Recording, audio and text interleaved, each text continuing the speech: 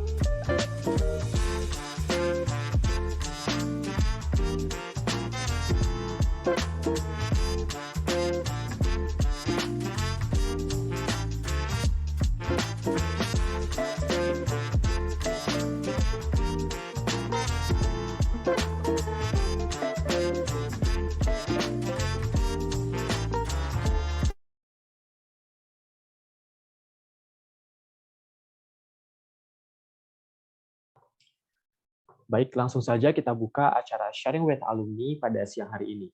Assalamualaikum warahmatullahi wabarakatuh. Shalom, Om Swastiastu, Namo Buddhaya, salam kebajikan bagi kita semua. Selamat datang kepada seluruh peserta Sharing with Alumni dengan tema Scholarship 101 yang diselenggarakan oleh Divisi Alumni Affairs Himpunan Mahasiswa Hukum Internasional Fakultas Hukum Universitas Padjadjaran.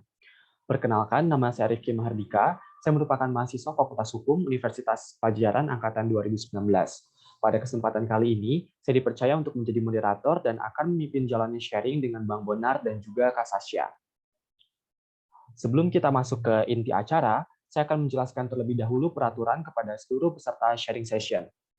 Yang pertama, peserta diharuskan untuk mematikan mikrofon ketika sedang tidak berbicara. Yang kedua, peserta diharuskan untuk menyalakan kamera selama acara berlangsung. Jadi teman-teman yang masih mematikan kamera boleh sekarang untuk on cam supaya kita bisa saling mengenal wajah satu sama lain dan juga sharingnya berjalan dengan maksimal. Yang ketiga, peserta tidak diperbolehkan untuk membagikan link Zoom tanpa izin. Dan yang terakhir, peserta diharuskan untuk mengganti display name dengan nama lengkap. Baik, selanjutnya akan ada pemberian kata sambutan dari Bang Deliano Dwi Febrian selaku Ketua Himpunan Mahasiswa Hukum Internasional Fakultas Hukum Universitas Padjadjaran. Kepada Bang Deliano, waktu dan layar saya persilahkan. Assalamualaikum warahmatullahi wabarakatuh.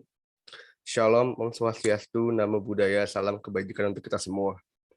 Kepada yang terhormat, Akang Teteh, alumni yang berada pada Zoom hari ini, pemateri-pemateri yang luar biasa kita hari ini, yaitu Kang Bonar Simeon dan Teh Syasha Diandra Anindita, dan seluruh hadirin peserta sharing with alumni. Puji dan syukur kita panjatkan kepada Tuhan Yang Maha Esa, karena karunia-Nya lah yang kita dapat berkumpul di sini secara virtual untuk melaksanakan kegiatan kita pada hari ini. Selanjutnya, saya ingin mengucapkan terima kasih kepada kedua pemateri kita hari ini, Akang Bonar dan Teh Syasha, yang telah berkenan menyediakan waktunya untuk adik-adik Himain dalam acara Sharing with Alumni ini, yang bertemakan Scholarship 101. Kegiatan ini ditujukan kepada adik-adik PK Hukum Internasional untuk semakin kenal dengan alumni PK Hukum Internasional 4, terinspirasi dan mendapatkan informasi-informasi dari pengalaman kedua pemateri kita ini dalam mendapatkan beasiswa dan menjalankannya. Semoga para peserta dapat berpartisipasi dengan baik pada acara hari ini, karena ini merupakan kesempatan yang luar biasa untuk bertemu dengan Kang Bonar dan Teh Syasha. Dan saya ingin mengucapkan terima kasih juga kepada rekan-rekan panitia yang telah merencanakan dan melaksanakan acara hingga saat ini. Saya mohon maaf apabila ada kesalahan kata dan perbuatan. Terima kasih. Assalamualaikum warahmatullahi wabarakatuh. Om Santi Santi Om, Namo Buddhaya. Saya kembalikan kepada moderator. Baik, terima kasih kepada Bang Deliano atas pemberian kata sambutannya. Selanjutnya, saya akan membacakan CV dari pembicara kita yang pertama, yaitu Bang Bonar Simeon Bintang SH. Bang Bonar Simeon Bintang SH pernah menempuh pendidikan S1-nya di Fakultas Hukum Universitas Padjadjaran, dan saat ini beliau tengah menjadi Candidate of Master of Public Policy di University of Chicago.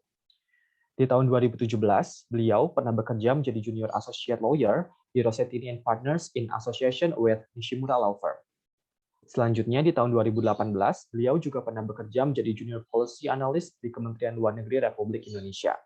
Terakhir, saat ini beliau bekerja menjadi Desk Officer di Indonesia-US Bilateral Affairs di Kementerian Luar Negeri Republik Indonesia. Beliau juga pernah mengikuti beberapa pelatihan, di antaranya pada tahun 2021, beliau pernah mengikuti English Indonesian Interpreter Training yang diselenggarakan oleh Kementerian Luar Negeri Republik Indonesia.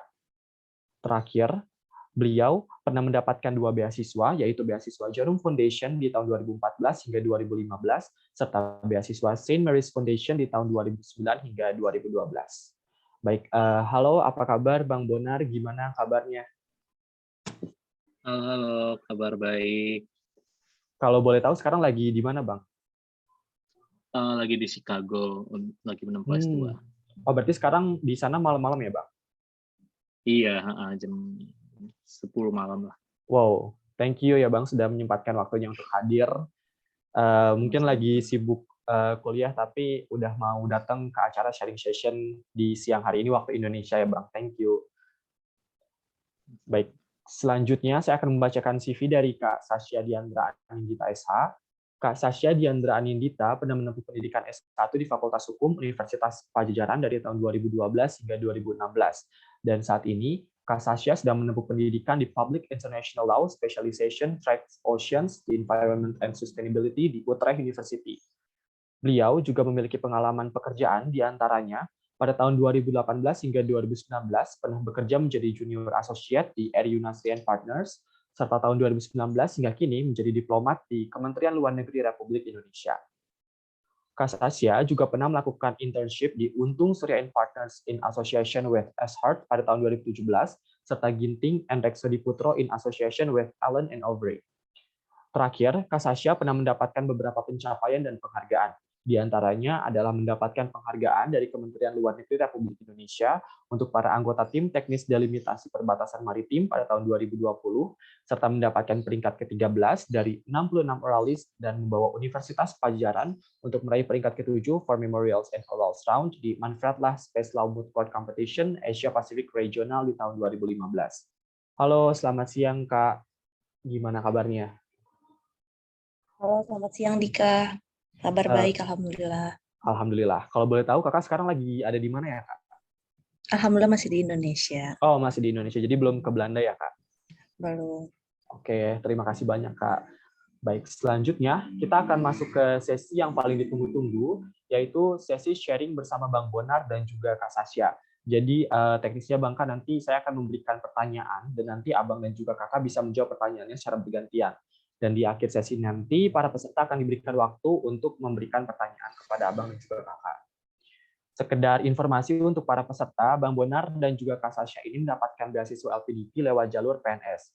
Walaupun lewat jalur PNS, tapi tahapan-tahapan yang dilalui nantinya akan sama dengan para peserta yang ingin mendapatkan beasiswa LPDP lewat jalur lain. Oke, baik, sebelum mulai, diingatkan kembali kepada para peserta yang belum menyalakan kameranya untuk menyalakan kamera. Di sini masih ada beberapa peserta yang belum menyalakan kameranya. Ada kayak Naufal, Adela, boleh menyalakan kameranya supaya kita saling mengenal mukanya satu sama lain. Baik, langsung saja kita masuk ke pertanyaan pertama. Jadi, Bang Kak, sebelum kita masuk lebih dalam dulu ke beasiswanya, mungkin aku mau nanya dulu nih terkait dengan proses atau tahapan untuk melamar program beasiswa. Dapat ini nggak Kak, bisa Bang Bonar dan juga Kak Sasha sampaikan gimana kira-kira nih proses dan juga tahapannya untuk dapetin beasiswa. Dan kalau misalnya Bang Bonar sama Kak Sasha udah menyiapkan PPT, boleh banget untuk menyampaikan PPT-nya. Mungkin mulai dari Bang Bonar dulu. Dari gue ya. Gue ada PPT sih, cuman nanti bisa ditambahkan sama Sasha kali ya, kalau misalnya Sasha juga mau share. Tapi PPT-nya dari zaman tahun 2021 akhir sih boleh. Ini nggak enable host sharing. Lupa deh, gue lupa gimana. Oh, oke. Thank you. Let me see, where is that? Mari ya, aku cari dulu. Jadi gue tuh sama si Sasha tuh sebenarnya agak-agak sama, tapi agak-agak beda juga. Sebenarnya gue bukan dari jalur PNS ya, tadi agak. Jadi LPDP itu ada 3 jalur, ada 2 jalur utama, jalur reguler dan jalur PNS ya, jalur afirmasi. Targeted. Ya, targeted Ada group, regular, ada group. targeted. Betul, ada targeted group. Jadi ini dia. Jadi kalau gue itu, jadi regular itu dibagi-bagi lagi, ada beberapa, ada yang perguruan tinggi utama dunia, ada yang reguler memang jalur umum, dan ada yang jalur beasiswa daerah. Itu afirmasi ya masuknya ya. Kalau misalkan yang kalau gue nggak salah ya, yang daerah tuh yang afirmasi ya benar. Oh ini dia, ini dia. Maaf ya guys, nggak kelihatan nggak prepared. ini dia, udah kelihatan nih. Iya, jadi ini ada dari ini tahun 2021 ya. I don't know whether it's already changed dari 2022 karena LPDP itu setiap tahun itu berubah polanya. Jadi jangan terlalu diekspektasikan ini akan sangat sama. Nah, waktu itu gue di perguruan tinggi utama dunia karena gue udah punya LOA. Jadi I chose to apply for universities first, baru daftar ke LPDP-nya karena waktu itu zaman pandemi ya, masa pandemi LPDP nggak jelas buka, jadi ya udah gue apply aja deh daripada apply kuliah aja daripada masih jadi sarang penyamun di kantor gitu ya. Jadi mending gue kuliah gitu. Jadi ya udah ini, dan karena puji Tuhannya universitas yang gue dapat LOE ini itu adalah universitas yang masuk ke dalam PTUD. Jadi bedanya itu memang adalah PTUD itu dia tidak menempuh jalur akademik. jalur tes akademik. Tes akademik itu kayak ada yang tulisan-tulisan itu, jalur tulis ujian tulis itu ada yang tes intelijensia umum gitu-gitu. Nanti mungkin Tasya bisa explore di situ. Soalnya gue nggak masuk ke situ kemarin. Yang gue masuk waktu itu adalah ke interview sih. Dan essay writing itu administrasi ya. Nah, kalau misalnya interview, nanti mungkin bisa masuk ke interview ya. Ini kan cuma masuk ke ini dulu ya, Dika ya. Masuk ke jalur tahapannya ya. Ya, betul. Yaitu tahapannya waktu itu gue administrasi, terus setelah administrasi baru langsung ke nunggu teman-teman yang lain selesai ujian tulis, baru gue masuk interview. Interview itu it's only once, tapi tahun-tahun sebelumnya itu 2 kali. Jadi beda-beda ya, sekali lagi beda-beda.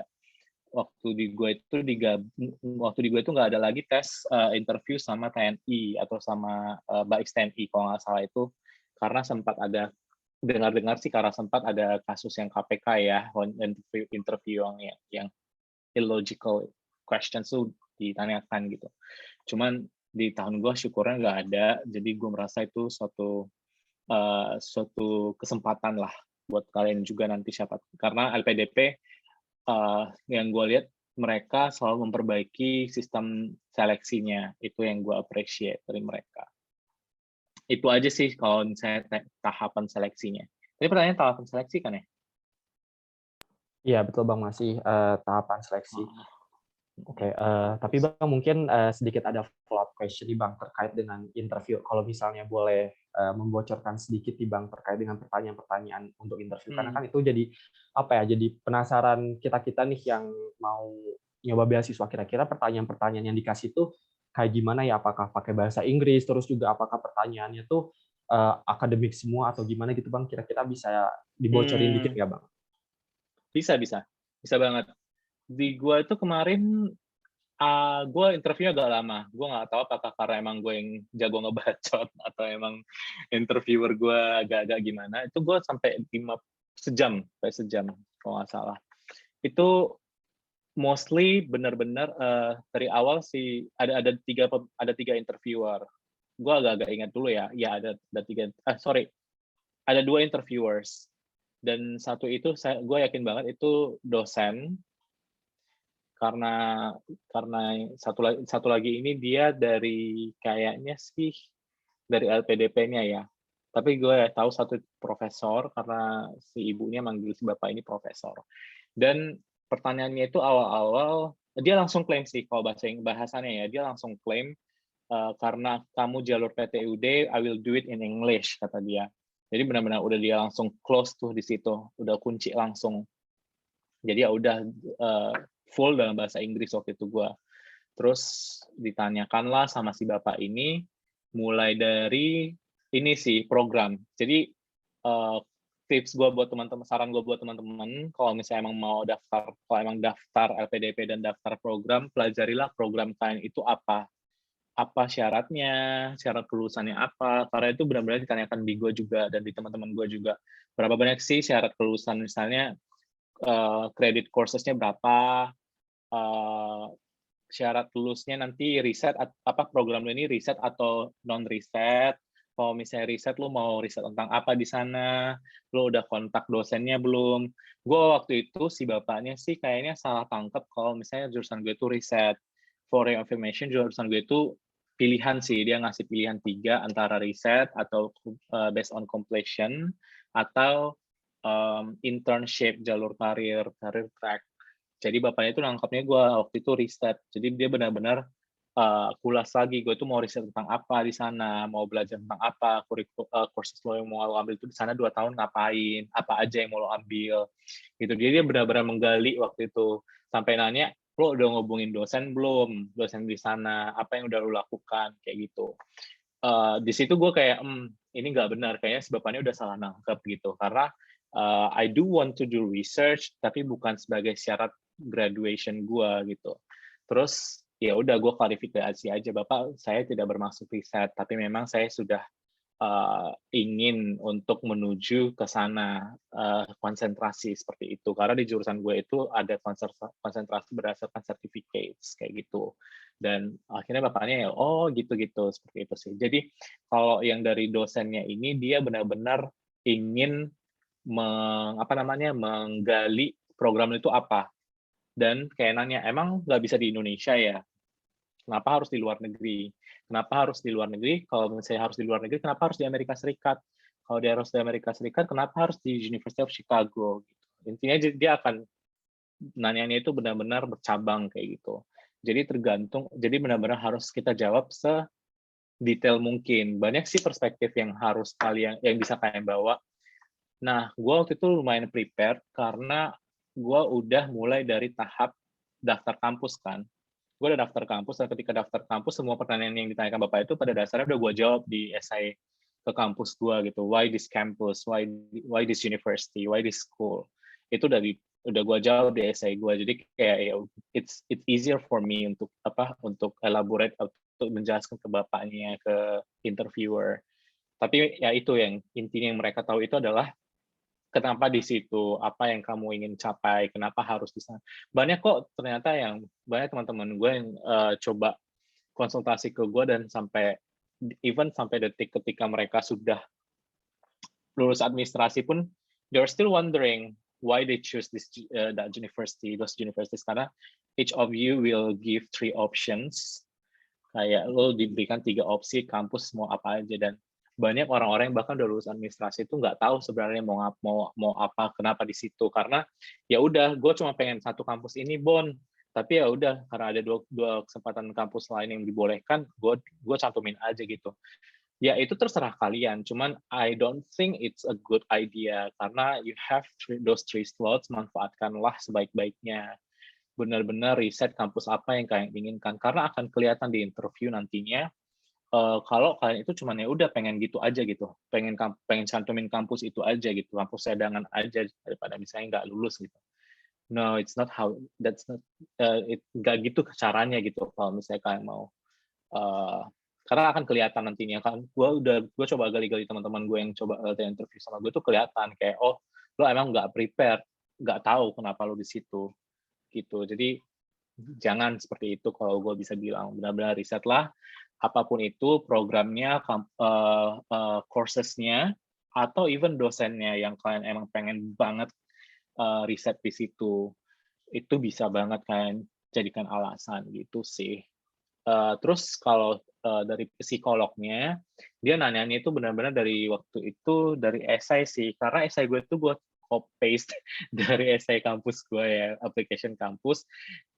Jadi waktu itu ada, kalau misalnya application ke US itu dia cenderung ada yang namanya sentuhan personal experience biasanya.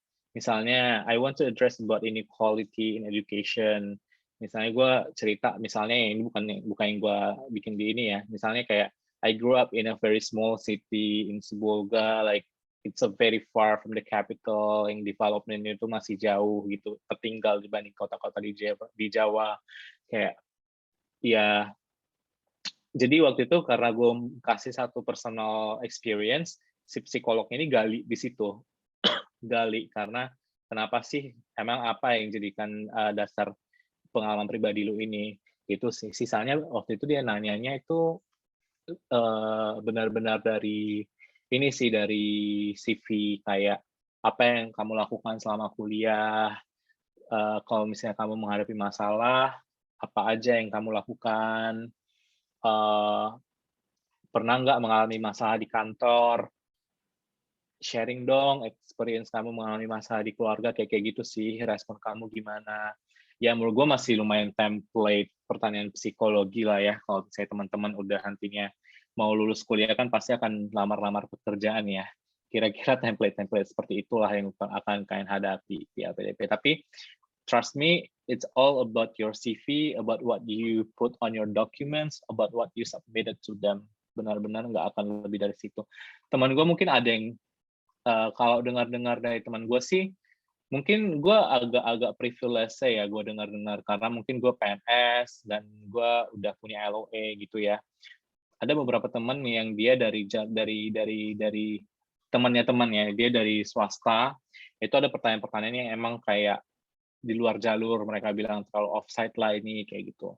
Cuman ya at least ke gue waktu itu menurut gue masih di dalam jalur dan benar-benar masih di dalam konteks perkuliahan gue itu sih. That's what I remember ya. Nanti kalian dapat lah itu pasti zaman-zaman menuju interview akan banyak beredar contoh-contoh pertanyaan-pertanyaan banyak kok yang mau bantu-bantu kayak gitu. Itu sih.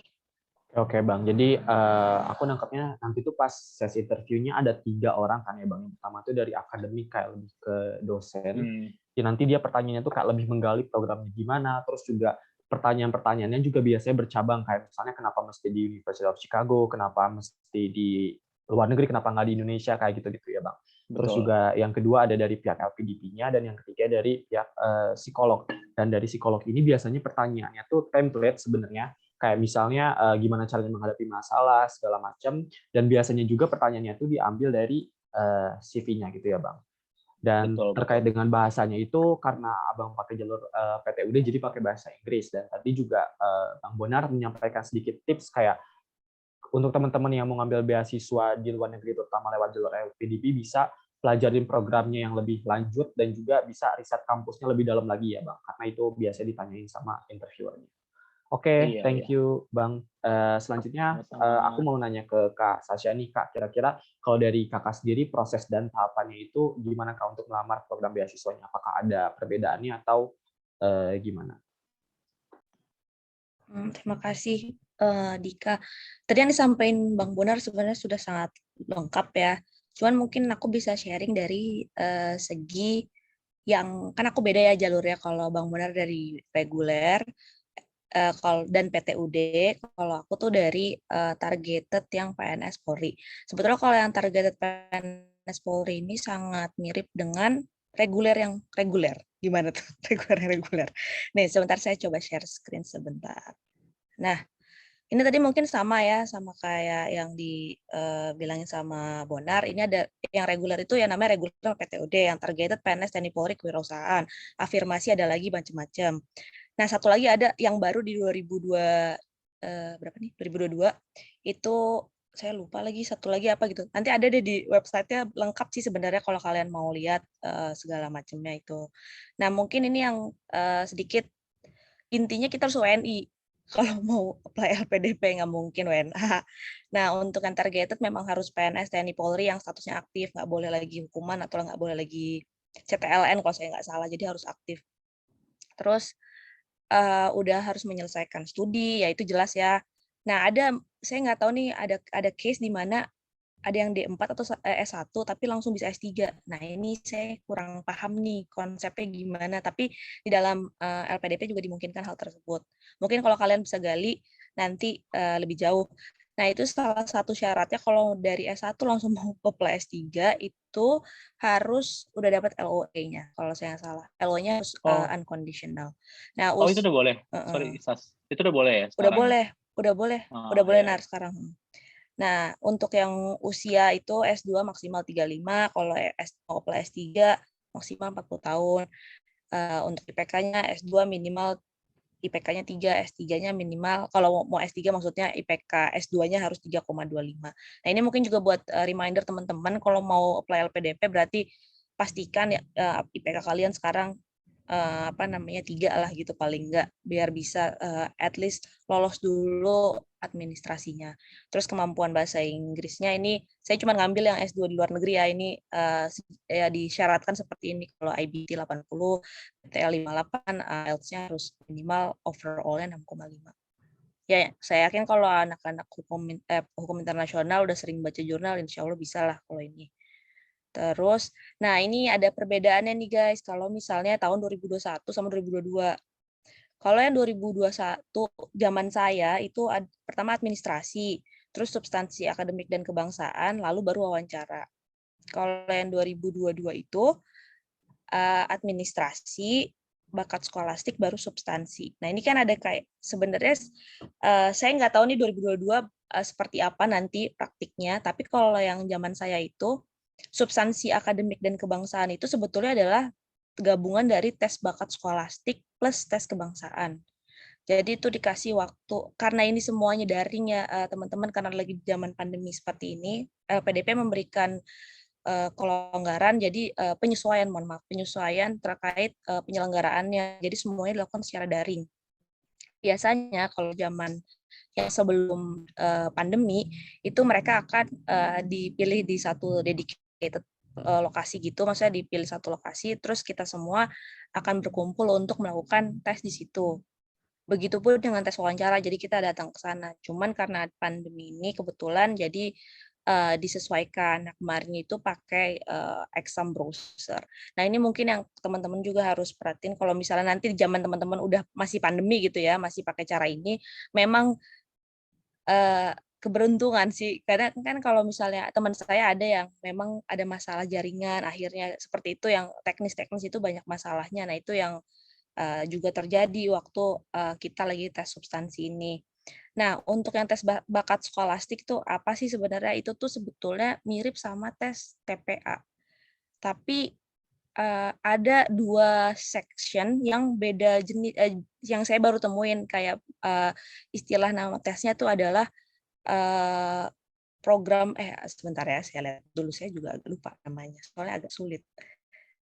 Di situ pokoknya saya sulit jawabnya karena saya nggak ngerti cara jawabnya gimana. Itu kayak pertanyaan-pertanyaan menjebak gitu loh teman-teman. Jadi kayak kita dikasihkan narasi dari suatu cerita, nanti dari cerita itu ada 5 pilihan A, B, C, D, E gitu ya. Nah, dari 5 pilihan itu kita disuruh mana yang istilahnya solution approach gitu. Nah, mirip-mirip dan nggak nyambung tapi. Jadi kayak sama narasinya agak nggak nyambung. Nah, itu waktu itu untuk tes substansi sama tes bakat skolastik ini dikasih waktu 120 menit. Jadi ada 2 jam waktu itu. Nah, nih, tes bakat skolastiknya itu tuh terdiri dari penalaran verbal, kuantitatif, dan pemecahan masalah. Nah, yang paling susah itu yang bagian section pemecahan masalah. Karena itu saya nggak pernah nemu bentuknya di internet, bentuk soal seperti itu. Nah, kalau untuk yang 2022 ini ada perbedaannya teman-teman. Di tahun 2022 ini ada kemungkinan, kan waktu kalau saya sendiri pribadi itu saya mengapply PDP belum mendapatkan LOE. Jadi waktu zaman 2021 antara yang sudah mendapatkan LOE dan belum mendapatkan yang sudah mendapatkan LOE dan belum mendapatkan itu di-treat sama. Ya kan? Jadi semuanya harus dilewati, administrasi, tes substansi, lalu wawancara. Nah, di 2022 ini tadi saya saya lihat di LPDP bookletnya itu berbeda ternyata. Jadi kalau yang tahun ini apabila sudah mendapatkan LOE yang unconditional, maka dari administrasi bisa langsung loncat ke substansi.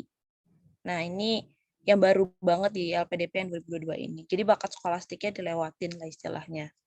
Mungkin anggapannya kalau udah dapat LOE conditional, ya nggak usah lah tes akademik, insya Allah anaknya memang mampu. Mungkin gitu kali ya. Saya juga nggak tahu nih 2022 nih apa nih pertimbangannya kenapa bisa kayak gitu. Untuk yang tes kebangsaan, itu sebenarnya katanya nggak masuk dalam formulasi penghitungan keterima atau nggak keterimanya kita. Cuman isinya memang pertanyaannya absurd, teman-teman. Pertanyaannya tuh pertanyaan-pertanyaan yang triggering ya istilahnya ya, kayak kenapa kayak gini ditanyain kayak gitu. Nah, itu ada beberapa pertanyaan seperti itu, dan pilihannya pun istilahnya sangat nanti sangat kontras. Jadi kayak mungkin kalau kalian bisa lihat itu untuk menilai apakah kita memang misalnya yang kalau agamis banget atau yang liberal banget. Nah, itu tuh akan bisa dilihat dari pertanyaan itu karena kontras banget antara pilihan dari jawabannya itu. Nah, untuk yang tes wawancara sedikit berbeda dari yang Bonar. Tadi kalau Bonar kan karena PTUD harus pakai bahasa Inggris. Kalau saya sebenarnya ada beberapa teman saya pakai bahasa Inggris. Nah, setahu saya setelah saya tanya teman-teman saya yang ikutan semua tes wawancara ini, ternyata per bilik tuh dibagi teman-teman. Jadi kayak misalnya kalau sesuai jurusan. Jadi di bilik tersebut akan ada interviewer yang memang punya background jurusan tersebut. Misal kemarin kan saya memang ngambilnya semua hukum kan, hukum internasional semua gitu kan, majornya dengan spesialisasi khusus gitu kan. Nah, itu saya masuk ke dalam bilik yang dimana semuanya memang apply untuk hukum internasional. Dan ternyata pas saya interview, ibunya bilang kalau dia adalah dosen di Undip. Jadi dosen hukum di Undip, dan ketika saya tanya sama teman saya yang di Undip, ternyata beliau adalah guru besar di Undip. Saya tapi agak lupa namanya, mohon maaf. Nah, itu nah ibu ini tuh yang wawancara. Jadi ketika ada ibu itu di bilik tersebut, udah itu pertanyaannya benar pertanyaan substansi hukum internasional kalau kemarin saya benar ditanyain.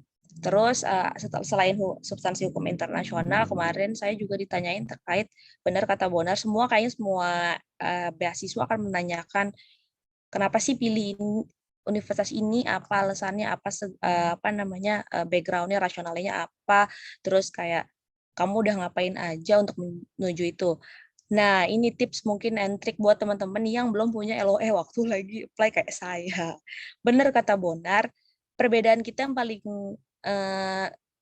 kontras itu adalah kalau Bonar itu udah tahu nih satu, dia udah ngelewatin semuanya karena dia udah dapet LOE-nya. Jadi dia tahu betul apa yang akan ditanya, maksudnya tahu betul prosesnya gitu karena Bonar udah ngelewatin. Nah, kalau saya pribadi, saya emang udah riset, tapi kan saya belum ngelakuin ya teman-teman. Maksudnya saya riset tapi saya belum apply karena window-nya belum dibuka waktu itu kalau zaman saya. Jadi saya pilih 3 pilihan. Yang pertama itu MES, itu University of Geneva, yang kedua itu Utrecht, yang ketiga baru McGill. Nah, kalau yang kenapa saya pilih 3 ini, saya udah jabarkan itu dalam esai saya. Intinya memang ada kebutuhan lah untuk instansi saat ini saya bekerja untuk spesialisasi itu. Kalau di University of Geneva saya ngambil dispute settlement, kalau di Utrecht saya ngambil hukum laut, kalau yang di McGill saya ngambil hukum udara, udara dan luar antariksa. Nah, itu makanya karena saya kerjanya adalah di Direktorat Hukum dan Perjanjian Kewilayahan, memang sangat relevan gitu. Jadi di dalam esai itu saya elaborate kenapa saya pilih itu dan kebutuhannya bagaimana gitu. Itu kalau dilihat esai saya mungkin tidak akan kayak misalnya Bonar terfokus gitu ya. Sudah satu dia udah pilih, dia akan elaborasi itu secara rinci. Mungkin kalau dibandingkan nanti esai saya itu isinya nggak terfokus seperti itu teman-teman. Jadi kayak saya malah elaborasi kenapa saya pilih 3 itu. Nah, yang sulit adalah ketika elaborasi pilih 3 itu karena beda-beda semua. Satunya apa, satunya apa, satunya apa. Nah, walaupun background-nya memang hukum internasional. Jadi saya bikin kerangka esainya ya pertama hukum internasional dulu baru saya jabarin itu. Intinya kayak gitu. Nah, untuk yang wawancaranya itu ditanyain benar karena wawancara itu juga based on dari esai yang kita tulis. Saya juga setuju sama pernyataannya Bonar tadi, kalau misalnya belum punya LOE kayak saya, jangan sampai kalian naruh cuman asal-asalan kayak ya udah 2 aja, yang lain yang penting ngisi slot gitu. Jangan seperti itu, tapi benar-benar kalian pikirin bahwa kalian emang benar-benar mau apply ke tiga-tiganya gitu. Nah, kemarin saya emang kebetulan ngelakuin tiga-tiganya dan alhamdulillah keterima semua. Cuman emang saya naruhnya itu yang paling atas adalah yang akan saya prioritasin. Kebetulan kemarin pengumuman yang Geneva baru keluar 2 hari yang lalu. Jadi saya baru dapat LOE-nya kemarin. Nah, itu jadi saya kan masih taruh Utrecht sekarang itu karena pilihan kedua saya. McGill itu pilihan ketiga saya. Nah, itu saya benar-benar nulis sesuai dengan urutan yang saya inginkan. Nanti mungkin ini adalah tips and trick buat teman-teman, bisa ditaruh juga kayak gitu per prioritas gitu.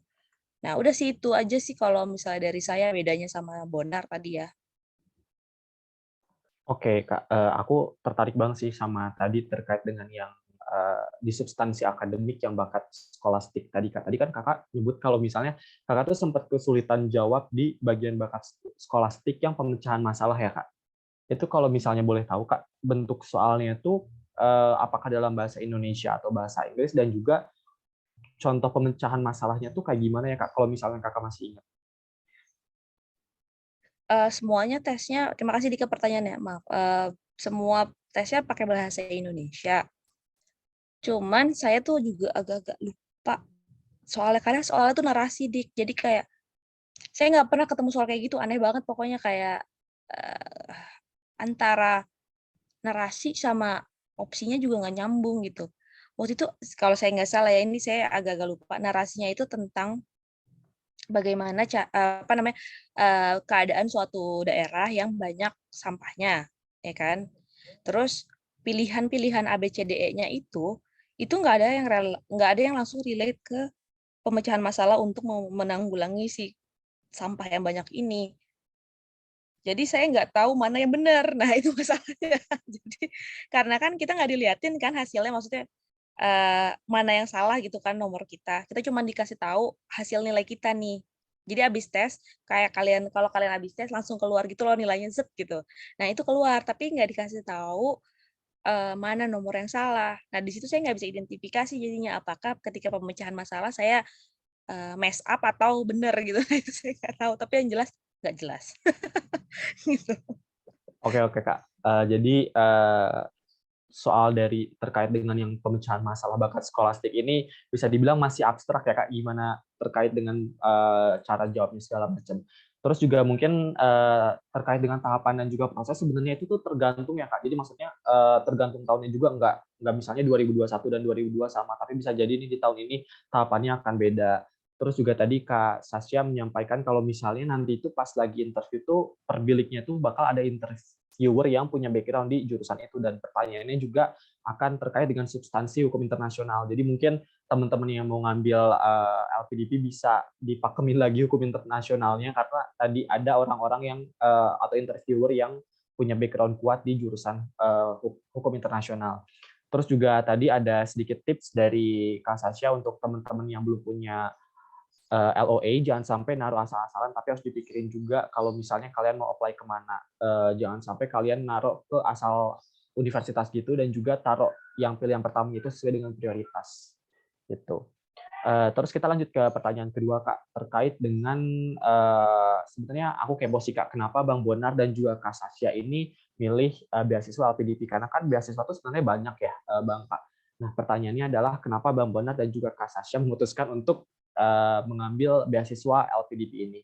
Dan juga mungkin boleh Bang Kak sedikit penjelasan terkait dengan beasiswa LPDP, karena aku juga jujur sampai sekarang tuh masih kayak bingung, ini LPDP ini tuh kira-kira kriteria yang dicarinya tuh apa aja sih, terus juga terkait dengan siapa yang ngasih beasiswa dari LPDP ini, boleh dijelasin juga nggak Bang Kak?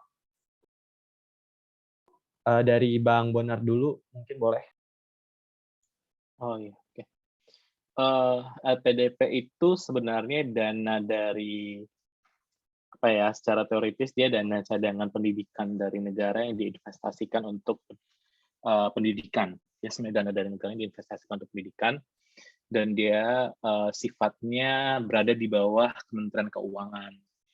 Nah, kenapa diriku itu ngambil LPDP? Yang paling gampang aja sih. Mohon maaf ya, PNS kesempatannya lebih tinggi, privilege gitu kan. Dan kalau bisa dibilang lagi, beasiswa apa lagi ya yang lain ada ya?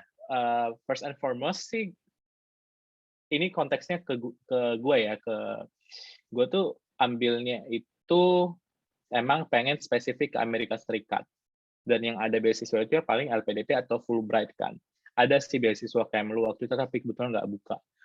Nah, Fulbright, dia kan half bright nih. Jadi ya nggak ada gitu.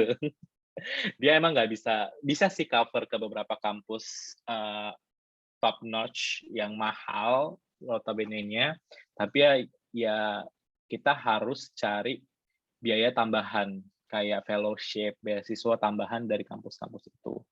Tapi ya itu sangat prestigious juga ya, tanpa bermaksud ini ya. Nah, kalau LPDP, dia bisa dibilang sangat mencukupi sih sebenarnya dananya, walaupun kalau dengar beasiswa pemerintah negara lain tuh gede banget gitu. Ini tuh cuman seberapanya, seupritnya ya. Misalnya kayak gue tuh living allowance-nya $1.900 misalnya kayak gitu. Nah dari Jepang itu tau nggak berapa? 5.000. Jadi kayak Syukur Bonar, kamu bersyukur. iya kan, sialan lu. Cuma maksudnya itu udah sangat cukup sebenarnya. Tapi memang banyak kesempatan lainnya ketika kalian yang mau kerja di kampus itu bisa. LPDP masih membolehkan itu. Misalnya jadi teaching assistant atau research assistant. Jadi nggak usah takut kalau misalnya kalian berkeluarga mau bawa keluarga ke negara lain. Memang LPDP sudah tidak memberikan dana tambahan lagi ya, saya ingat gua, kecuali itu untuk S3. Kalau untuk S2 dia tidak boleh memberikan dana tambahan untuk pendamping. Jadi ya itu bisa jadi pertimbangan juga buat kalian. Sebenarnya dana ini sangat mencukupi buat yang single, tapi ya akan sangat pas-pasan buat yang berpasangan. Seperti itu. Ini tidak menampik ya, kalau misalnya mau ya sama pasangan, sama-sama kuliah. Ada teman gue yang kayak gitu di sini gitu. Pasangannya dua-duanya kuliah, gue udah kayak gak tahu lagi tuh. Ya udahlah ya, pilihan hidup mereka dan punya anak di sini dan baru melahirkan. Gue kayak mohon maaf ya Bapak Ibu, kayak gimana ya belajarnya di rumah ya gitu kan. Tapi jadinya sangat mencukupi kayak gitu buat mereka. Sangat mencukupi karena dua-duanya yang dapatkan. Toh satu ya banyak cara sih sebenarnya untuk bisa menghemat gitu kan. Karena mungkin bagi yang berkeluarga itu pertimbangan juga ya, tapi kalau kalian kan mungkin masih banyak yang lajang ya, itu masih sangat mencukupi sih kalau gue bisa bilang. Dan ya itu alasan gue satu-satunya cuman karena memang yang untuk Amerika Serikat itu cuman itu sama Fulbright yang menjadi pilihannya, dan gue nggak mau terlalu ribet Fulbright karena Fulbright itu panjang banget kan prosesnya, panjang banget. Jadi gue kayak ya udahlah, puji Tuhan, gue yakin dan gue punya iman kalau misalnya gue akan lulus ini, ngapain gue ikut Fulbright gitu waktu itu gue. Jadi kayak teman gue kayak bilang ya udah ambil aja, tes aja dulu. Enggak, ngapain, gue capek banget. Karena ujian Fulbright itu sangat setahu gue tuh sangat berantetnya itu panjang ya, bahkan sampai bisa setahun mereka kelulusannya gitu. Jadi ya enggak lah, I don't wanna waste my time too much on it. Bukan waste sih, tapi put my efforts ke situ karena gue udah capek, udah tahap seleksi kampus, itu bedanya ya. Gue tuh udah benar-benar capek waktu itu tahap selesai karena gue persiapan kampus itu sampai setahun kan, jadi benar-benar udah maraton. Dan ketika LPDP buka itu gue udah benar-benar kayak udahlah berpasrah saja kalau buka atau enggaknya si LPDP, karena zaman COVID kan itu sempat banyak isu LPDP nggak buka, bahkan diundur-undur, harusnya Januari, mereka janjinya Maret, diundur ke April atau Maret, mundur lagi sampai Juni atau Juli gitu. Kita udah sampai deg-degan yang intake September itu udah sampai deg-degan, ini sempat nggak ya gitu. Jadi ya whatever options yang waktu itu ada itu yang gue ambil itu sih. Cuma memang banyak banget sebenarnya tawaran-tawaran beasiswa lain dari negara-negara lain yang bisa kayak pertimbangkan, dan mungkin tingkat kesejahteraan mungkin lebih tinggi. I don't know, Australia itu ada beberapa yang level living allowance lebih tinggi kalau misalnya itu jadi pertimbangan kalian. Tapi overall LPDP sangat mumpuni dari segi dana, dan mereka juga punya kok untuk bonus-bonus tambahan kalau berhasil submit jurnal kayak gitu atau ikut kompetisi, itu bisa mereka, dan itu mereka sangat appreciate kayak gitu sih. Ini penting ya gue highlight ini karena ya kehidupan kalian adalah soal bagaimana mencari bagaimana mencukupi makan nantinya gitu. Itu sih kalau ya itu kan pertanyaan tadi kenapa LPDP ya? Iya benar Bang. Bang, mungkin ada follow up question nih Bang dari aku terkait dengan dana. Yes. Tadi kan sempat nyinggung dana. Kira-kira LPDP ini nge-cover dana apa aja ya Bang untuk si mahasiswanya? Iya, itu tergantung LPDP luar negeri atau dalam negeri ya. Dalam negeri itu relatif lebih sedikit sedengar saya gitu, karena karena mereka menggunakan standar kesulitan hidup, standar kemewahan ya, yang pagu anggaran itu gue lupa. Standar kemewahan hidup tiap kota. Jadi kalau dalam negeri itu harus diukur Jakarta itu berapa sih, itu ada di pagu anggaran. Mereka mengikuti pagu anggarannya si Kementerian Keuangan. Kayak gitu. Jadi mereka memang coverage-nya lebih sedikit. Kalau misalnya luar negeri, dia disesuaikan dengan ada living allowance yang disesuaikan dengan tiap masing-masing negara. Lalu ada uang buku, itu dapat sekali setahun. Lalu ada uang settlement, itu ketika kalian berangkat dikasih 2 kali gaji bulanan. Jadi itu untuk persiapan keberangkatan, buat itu beda lagi ya dengan tiket pesawat ya, itu tiket pesawat beda lagi, itu dibelikan dari LPDP juga. Sama kalau misalnya kalian mau ikut seminar internasional itu bisa dimintakan. Kalau misalnya kalian butuh dana itu tinggal dihubungi kontak aja LPDP-nya. Terus dana apa lagi ya, dana darurat kalau misalnya kalian yang butuh pulang karena alasan-alasan pribadi, itu ada kok nanti panduan keuangannya. Nah itu nanti akan dapat sesi kok nanti, namanya persiapan keberangkatan. Mungkin Sasha belum ya. Itu di situ ada nanti sesinya soal bahas keuangan gitu. Tapi overall kalau kita bisa bilang LPDP is a very orang-orangnya sangat generous ya kalau gue bilang, dan negotiable banget gitu.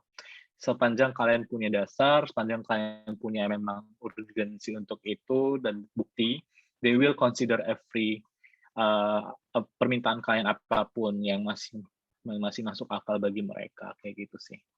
Itu sih biaya keuangan, apalagi ya, course itu bisa. Nah ini agak-agak tricky. Jadi teman gue waktu itu ikut course bahasa Inggris karena memang ada beberapa kampus yang menyiaratkan ya, mungkin syarat tes TOEFL-nya nggak mencukupi atau bagaimana, disuruh tuh. Nah teman gue minta itu di reimburse duitnya karena dia bayar dulu kan. Tapi ada teman gue dia mikirnya kayak wah nggak bisa nih kayaknya, ternyata di reimburse. Jadi kembali lagi itu negotiable. Kalau misalnya ada yang tidak tercover di situ, tapi untuk keperluan kampus silahkan kalian petisi aja ke LPDP, mereka akan pertimbangkan gitu sih. Oke, Bang, aku mau make sure dikit, berarti sebenarnya untuk LPDP ini kalau ada tiba-tiba kita mau minta dana tambahan kayak misalnya mau ikut seminar internasional tadi itu bisa ya? Bisa, nanti ada peraturannya kok. Tapi itu harus ada syarat-syaratnya juga ya, berapa emang seminarnya levelnya apa, nggak yang kayak seminar-seminar di kampus Unpad zaman dulu gue ya, kayak misalnya seminar nasional, itu nggak gitu ya. Itu benar-benar seminar internasional yang levelnya emang udah ada pembuktiannya, ada standarnya gitulah dari LPDP-nya. Atau kalau misalnya lo bisa masuk jurnal dengan korpus apa gitu, level-levelnya kan di internasional tuh ada.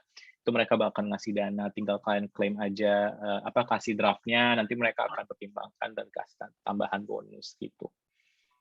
Oke, thank you Bang.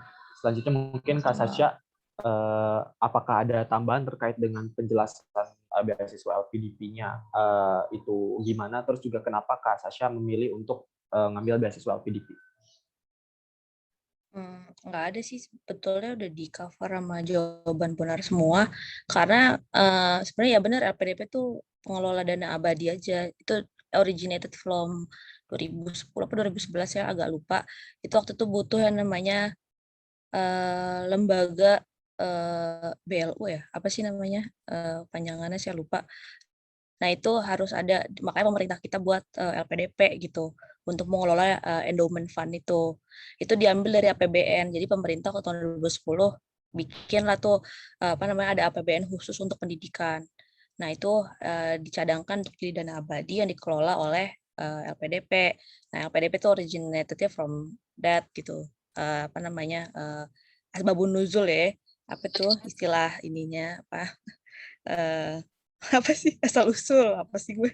Nah terus kalau untuk yang kenapa LPDP ya itu simply memang itu ada di depan mata waktu itu Dik. Jadi kayak dibuka LPDP gitu kan, ya udah aku langsung apply pribadi. Sebenarnya kalau ditanya teman aku sama teman Bonar semuanya langsung apply tuh, kayak smooth semua langsung kayak gitu. Karena semua udah bejibun.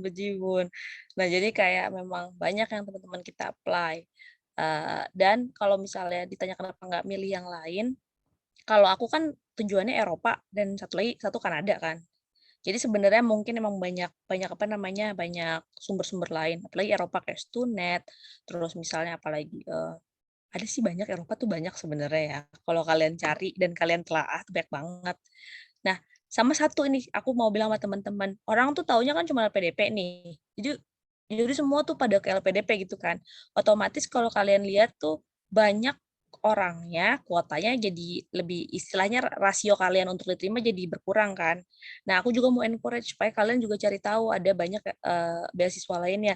Kalau aku simply waktu itu bener kata Bonar, memang itu yang di depan mata dan paling mudah. Maksudnya dalam artian gini ya, itu paling mudah karena ya semuanya didukung gitu, persyaratannya nggak sulit gitu kita untuk memenuhinya gitu.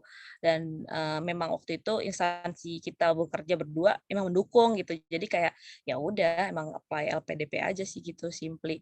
Tapi aku sangat tidak encourage kalian hanya apply LPDP, karena kalau dari jalur reguler bisa aku bilang competitiveness-nya lebih tinggi. Jadi kayak ada temen aku yang kalau misalnya kan ketika tes bakat skolastikan itu ada kayak keluar nilai kan yang aku bilang itu. ada beberapa teman aku yang cerita dia itu bukan dari PNS gitu ya, bukan targeted, dia reguler. Nah, dia itu nilainya sebetulnya kalau dibandingin sama teman-temanku yang keterima lebih tinggi, tapi entah kenapa dia nggak keterima. Berarti kan berarti pesaingnya dia yang di reguler tinggi-tinggi gitu. Ngerti kan maksudnya kayak istilahnya standarnya jauh lebih tinggi, jadi dia keeliminasi.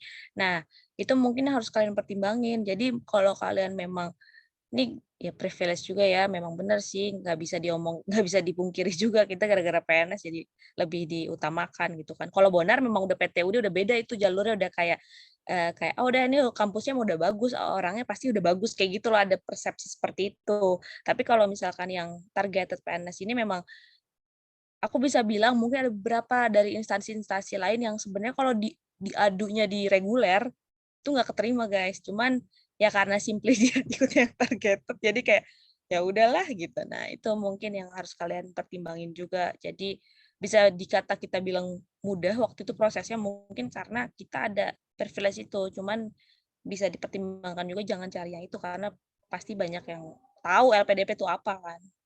Cari aja yang lain gitu. Pasti lebih banyak. Oke, dari pemaparannya tadi sedikit ada pencerahan. Jadi sebenarnya LPDP itu ada di bawah Kementerian Keuangan ya Bang Kak, bukan ada di bawah Kementerian Luar Negeri atau semacamnya. Terus juga tadi Kak Sasha menyampaikan ngasih tips tadi, tips and trick kalau misalnya ntar pas apply itu jangan cuma di LPDP aja karena persaingannya tuh luar biasa apalagi di jalur yang reguler ya Kak. Oke, selanjutnya kita masuk ke pertanyaan yang ketiga nih, Kak, terkait dengan kira-kira kelebihan sama kekurangan dari beasiswa LPDP ini tuh apa aja sih, Kak? Boleh disampaikan nggak? Karena kan tadi dari pemaparan sebelumnya tuh kayaknya masuk ke otak kita tuh kayak cuman kelebihan-kelebihannya doang nih, kayak dananya segala macam. Nah, tapi mungkin apakah dari LPDP itu ada kekurangan-kekurangannya nggak yang sebelumnya tuh mungkin dari kita, orang-orang awam itu belum tahu? Boleh mungkin sekarang dari Kak Sasha dulu. Nah, kalau ini menurut aku lebih bagus tanya ke Bonar, karena Bonar sudah menjalani. Kalau aku nih, logikanya nih adalah orang yang baru keterima aja gitu, jadi kayak belum tahu nih, aku dapat apa ya. Nah, Bonar tuh sudah mengalami asam garam LPDP, jadi mungkin yang bisa mau berbagi lebih banyak. Oke, boleh Bang mungkin disampaikan kelebihan dan kekurangannya. Apa ya, kalau kelebihan dan kekurangan kan harus ada komparasi ya. Komparasiku itu paling mungkin sebagai disclaimer ya, yang aku tahu tuh paling misalnya kayak Fulbright atau BI itu banyak banget mereka ini duitnya. Terus, beasiswa apa lagi ya, dari negara lain kali ya. Nah, kalau kelebihan LPDP kalau udah pakai komparasi itu sih, pertama LPDP itu nggak meminta standar IPK yang gede ya, bahkan kalau nggak salah nggak ada syarat IPK, kalau nggak salah ya, let me check again, Ada tapi kayak cuy, ya udah aman. Oh ada, mati gua gitu kan, ada. Kan kalau iklan kalau nonton. lo nggak di-scrutinize karena ini kan, karena lo PTUD kan. Nah, Oh bukan kalau bukan, yang maksudnya jalur maksudnya, oh pas waktu lulus ya? menjalaninya. Oh, pas Heeh, menjalani. Oh, iya selama iya, bener bener bener, nggak ada, selama tiap iya iya, nggak ada semesternya, tuh. nggak ada. Heeh. Kalau beasiswa lain itu ada, bahkan beasiswa yang misalnya gue dapat beasiswa juga nih di kampus, itu mereka akan review tiap tiap termnya gitu. Kalau LPDP enggak guys gitu. Jadi kayak kalau misalnya hancur IPK kalian kayak gue misalnya kan kayak gitu, jadi ya udah aman, tenang, bersyukur, puji Tuhan ya, alhamdulillah gitu. Terus yang kedua, eh, dulu sih ini menjadi sebuah kekurangan, tapi menurut gue ini sebuah kelebihan. Dulu angkatan-angkatan sebelumnya itu mereka agak telat tuh pembayarannya. Itu krusial banget kan buat beberapa orang, apalagi yang berkeluarga. Itu senior gue pernah bilang sih kayak, wah hati-hati lu Bon kalau misalnya ngelola dana. Tapi yang gue rasakan sekarang, it's a very very efficient procedure yang mereka berikan. Kayak misalnya nih, gue kan pemberian dana itu tiap 3 bulan. Ini kan harusnya Januari sampai Maret udah selesai nih, tapi harusnya kan keluarnya April. Ini bahkan udah keluar gitu. Udah keluar akhir bulan ini, beberapa minggu kemarin. Jadi bahkan 1 month ahead mereka ngeluarinnya, dan itu sangat appreciate. Bahkan guanya yang kayak aduh mati nih, banyak banget duit gua gitu kan. Untung lagi nggak musim ini kan diskon gitu. Itu bahaya sih waktu winter kemarin. Anyway, ini sebagai intermezzo doang. Itu menjadi sebuah kelebihan sekarang. Sebelumnya itu kekurangan buat beberapa orang ya, tapi syukurnya mereka memperbaiki diri. Itu yang gue bilang kayak LPDP is not a perfect organization. It's still a government. It's still terikat ke namanya birokrasi. Tapi at least mereka melakukan perbaikan, itu yang gue appreciate. Itu yang kedua. Yang ketiga, kelebihannya apa ya? Kelebihannya yang lainnya. Ya, kalau misalnya duit cukup pas-pasan, cukup lah, bahkan melebihi kalau buat single. Nah, bisa banget kalau misalnya nabung, bahkan liburan guys gitu. Terus keempat, itu penting liburan sebagai refreshing. Terus apa ya? Keempat sih coverage lain-lainnya kayak tadi gue bilang bonus-bonusnya ada. Kalau kekurangannya mungkin dibandingkan beasiswa lain mungkin relatif lebih kecil, itu tergantung beasiswanya ya, tergantung beasiswanya. Mau kalian komparasi ke beasiswa mana. Mungkin kalau misalnya beasiswa World Bank atau beasiswa apa mungkin relatif lebih kecil ya. Terus mungkin syarat-syarat birokrasinya, tapi again and again mereka itu negotiable banget orang-orangnya. Jadi apapun yang kalian terjadi hambatan-hambatannya, misalnya kalian terjadi LPDP errors nantinya, tinggal negosiasi ke para para pemimpin LPDP-nya, mereka langsung ini kok. Oh ya, kelebihan lainnya itu networking. Ini yang gue bisa bilang kayak selama PK, sayangnya sih gue waktu itu persiapan keberangkatannya virtual, jadi kayak nggak dapet tuh personal connection-nya sama orang-orang. Mungkin akan lebih baik ketika dia tidak virtual, tapi bersyukur juga itu virtual karena capek banget katanya PK itu gitu. Padahal sebenarnya ya mungkin nggak terlalu dibutuhkan, tapi ya itulah yang mereka syaratkan ya. Apalagi ya kalau kekurangan, so far nggak ada sih. Gue masih bersyukur banget sama prosedur-prosedurnya yang masih bearable lah, nggak yang bikin kita repot harus nyiapin paper apa gitu, enggak gitu sih. Dan oh iya, kekurangannya mungkin buat beberapa orang lo harus mereka harus stay di sini kan. Mereka harus balik, maksudnya mereka nggak boleh stay di sini. Dan that's still logical for me ya personally, karena ya LPDP tujuannya adalah untuk membangun negara. Ketika lo selesai, baliklah untuk bangun negara. Tapi ini menjadi kelebihan karena LPDP sudah semakin melonggarkan syarat itu. Misalnya mereka mengakui kalau misalnya kalian dapat pekerjaan setelah lulus, kalian dapat pekerjaan misalnya di organisasi internasional atau di badan-badan internasional atau perusahaan juga mungkin kali ya. Tapi yang mereka sangat jamin itu kalau misalnya kalian dapat pekerjaan di badan-badan internasional, mereka akan memperbolehkan itu. Jadi kembali lagi, it's very negotiable kalau misalnya kalian dapat pekerjaan misalnya di tempat ini, karena tujuan kita adalah untuk meningkatkan diaspora ke luar negeri ya, meningkatkan koneksi-koneksi kita ke luar negeri. Jadi nggak hanya semata-mata bangun dari dalam negeri, tapi dari luar negeri juga gitu sih. Itu menjadi sebuah kelebihan at least sekarang. Gitu lah. Oke, Bang. Jadi aku mau sedikit nyampein ulang ya, Bang. Kalau misalnya kelebihannya tuh yang pertama LPDP nggak minta standar IPK yang tinggi, terus juga yang kedua itu dananya itu nggak susah keluar. Ini yang paling penting ya, Bang. Karena kan biasanya suka ada dananya tuh yang mandat beberapa bulan gitu-gitu. Terus juga terkait dengan bonusnya itu juga ada tadi misalnya kayak kalau mau ikut seminar internasional segala macam itu bisa, dan yang terakhir networking. Sama juga kalau misalnya ada hambatan-hambatan itu gampang untuk dinegosiasikannya. Terus kalau misalnya kekurangannya relatif lebih kecil beasiswanya dibandingkan beasiswa yang lain. Terus juga syarat birokrasinya nih agak ribet, tapi seperti yang sudah dijelaskan tadi oleh Bang Bondan masih tetap bisa dinegosiasikan. Dan yang terakhir adalah ini mungkin sebenarnya buat beberapa orang bisa jadi kekurangan dan kelebihan. Itu mereka harus balik ke Indonesia, jadi nggak boleh stay di luar negeri kecuali misalnya dapat pekerjaan di organisasi internasional. Karena itu jadi sebuah kelonggaran yang dikasih sama LPDP, begitu ya Bang. Dari Kak Sasha ada mau tambahan nggak Kak? Mungkin kira-kira Kakak juga udah tahu gitu, ada yang mau ditambahkan terkait dengan kelebihan kekurangannya? Mungkin mau nanya sih ke Bonar. Berarti boleh nggak balik gitu konsepnya. So far bisa, itu sepanjang itu dikomunikasikan ya. Kalau misalnya ada beberapa orang yang Bukan bakal di kabur World gitu ya. Bank, enggak, jangan, it's not a good idea untuk kabur. Kembali lagi negosiasikan saja ya guys. Negotiable apa, mereka ini kok open banget untuk negosiasi untuk hal kayak gitu. Gitu. Jangan kabur guys. Dan kabur. Kalau keluar dari instansi habis itu kerja di instansi lainnya boleh. Boleh. Gitu? Boleh. Ini masuk ranah personal, jangan. Oke. Selanjutnya kita masuk ke pertanyaan berikutnya, Bang Kak. Terkait dengan timbal balik yang didapatkan dan diberikan dari program beasiswa yang diikuti. Karena sebenarnya aku tahu nih kalau misalnya LPDP ini kalau kita lagi kuliah di luar negeri itu harus balik lagi ke Indonesia. Tapi tadi Bang Bonar tuh sempat mention kalau misalnya boleh stay di luar negeri tapi dengan syarat-syarat tertentu dan juga bisa dinegosiasikan. Terus juga aku tuh sempat dengar nih Bang Kak, kalau misalnya kita tuh selama kuliah tuh nggak boleh pulang ke Indonesia gitu. Cuman tadi kalau nggak salah tuh Bang Bonar sempat mention juga kalau misalnya ada dana tambahan kalau kita mau pulang ke Indonesia.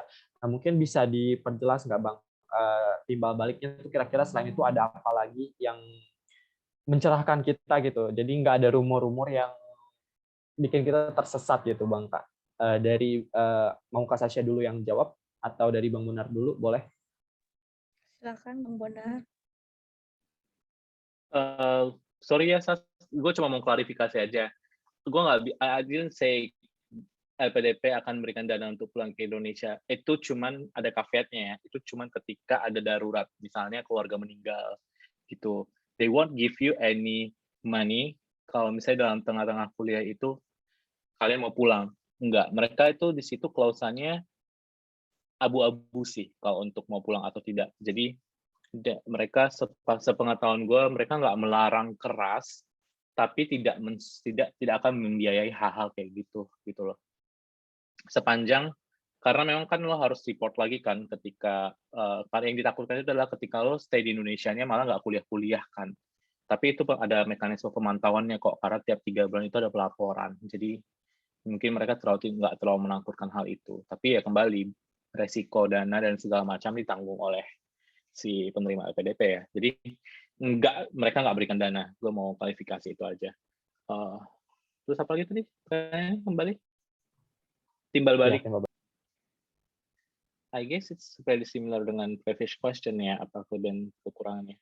Timbal baliknya ya, untungnya buat gue dapat duit. Yang bisa gue pakai untuk nabung, gue bisa menempuh pendidikan dengan nyaman, tidak terlalu mengkhawatirkan apapun, karena to be very honest, bersyukur kita dengan negara Indonesia tercinta ini yang memberikan dana yang sangat-sangat besar guys, karena most of Americans they're still living their debts. Jadi kalau misalnya kita cerita kayak gitu kayak wow, good on you Bonar, mereka selalu bilang kayak gitu karena mereka bahkan kayak setelah kuliah mereka harus kerja because they have to cover their tuition and it's not cheap, benar-benar mahal, dan itu yang sangat kita harus patut syukuri ya karena negara masih mau investasi di pendidikan dan itu suatu ini.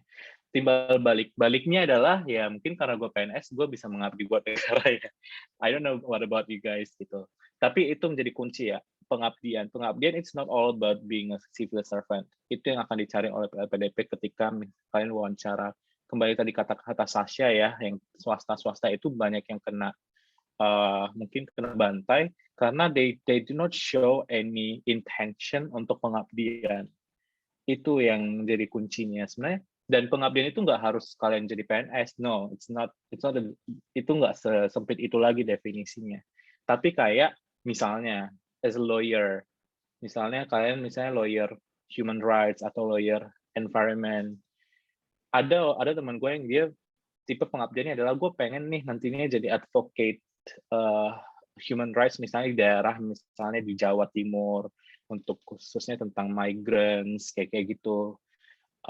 Nah itu udah dapat unsur pengabdiannya itu sih.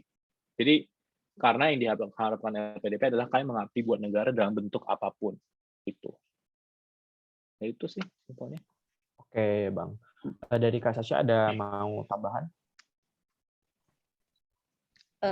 lebih ke arah karena tadi pernyataan Bonar, gue lebih jadi seneng sih, maksudnya gue memilih LPDP karena mungkin udah nggak close minded lagi ya, karena bener zaman dulu mungkin lebih lebih apa ya namanya, lebih strict ya untuk apa pengaturan pengabdian ini. Kalau kalau kalian bisa lihat di buklet yang sekarang itu memang ada ketentuan harus balik, istilahnya nih ya, itu harus balik ke Indonesia 2 kali N. N-nya itu adalah waktu periode belajar plus 1.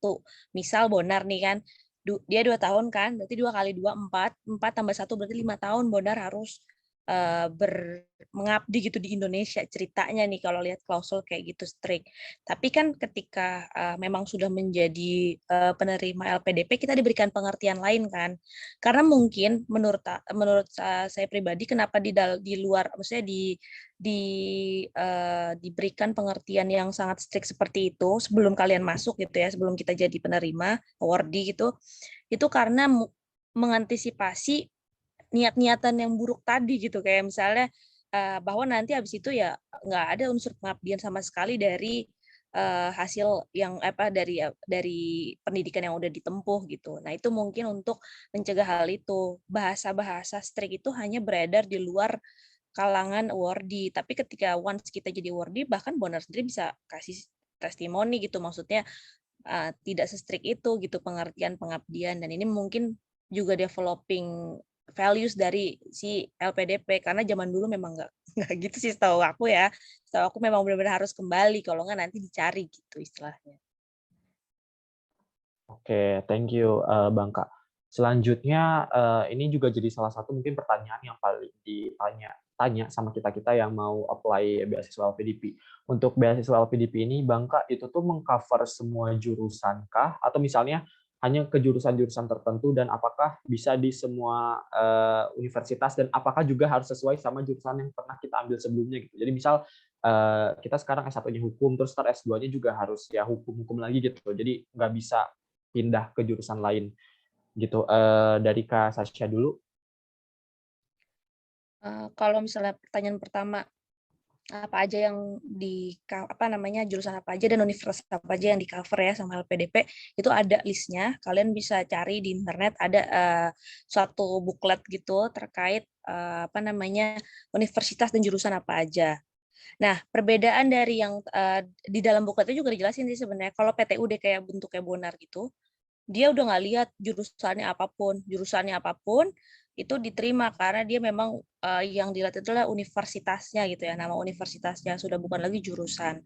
Kalau beberapa apa namanya, beberapa jurusan memang ada yang dispesifikasi tuh di dalam listnya itu. Misalnya ada beberapa jurusan yang bagus kan di universitas tertentu, tapi sebenarnya universitas itu sebenarnya belum ranking-ranking banget, misalnya kayak gitu. Nah itu ada. Nah itu kalian bisa lihat tuh listnya di dalam buklet tersebut.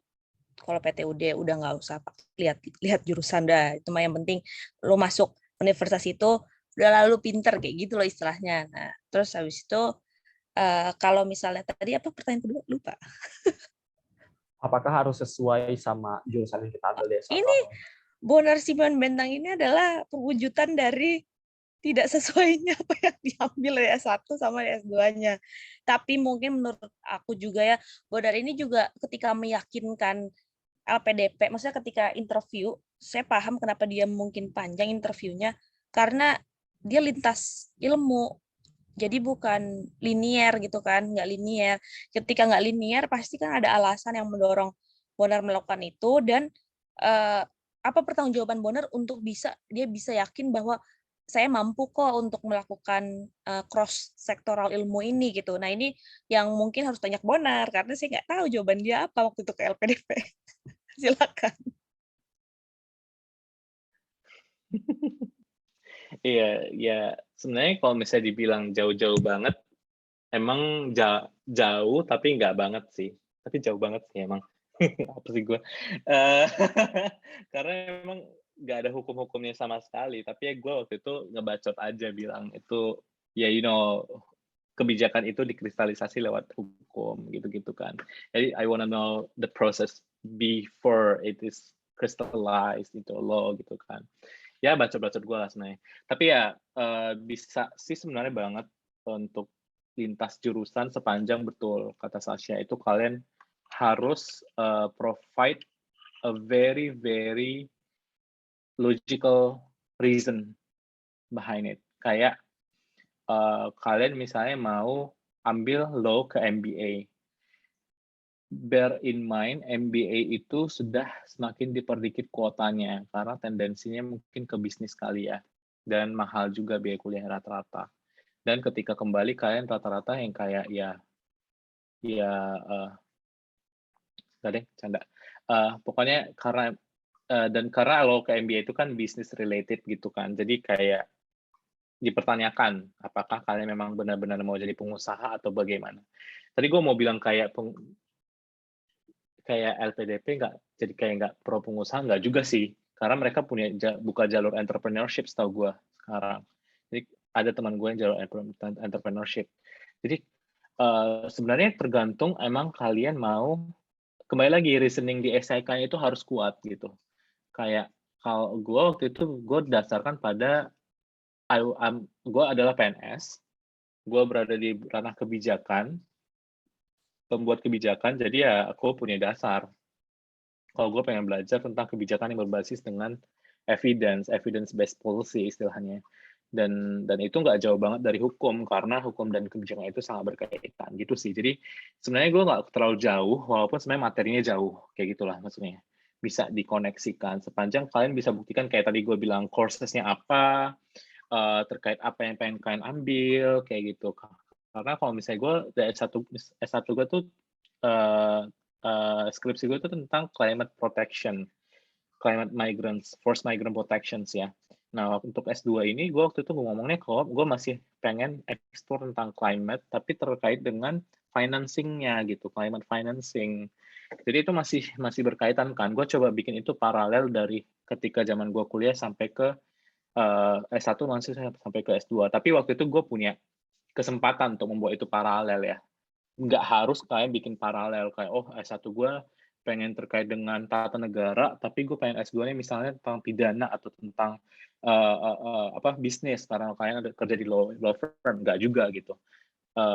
Yang penting kalian cari link-nya aja, atau ketika kalian bilang kalian mau turn over, berikan dasar yang kuat. Ini juga terkait dengan ini kalian juga kok nanti esai. Karena itu kalian juga akan harus sediakan alasan itu di essay ketika kalian daftar kampus dengan beda jurusan. Why misalnya why public policy, why MBA, atau why political science gitu. Kalau misalnya kalian mau ganti ke political science. Jadi ya either way kalian harus mempertemukan itu dengan essay kampus sih. Dan ya itu. Tadi pertanyaan apa lagi? Gue lupa. Oh ya, satu lagi nih, kalian para pencari LPDP, pencari beasiswa, dan kalian para lulusan S1, budayakan membaca. Buklet LPDP itu sudah sangat lengkap.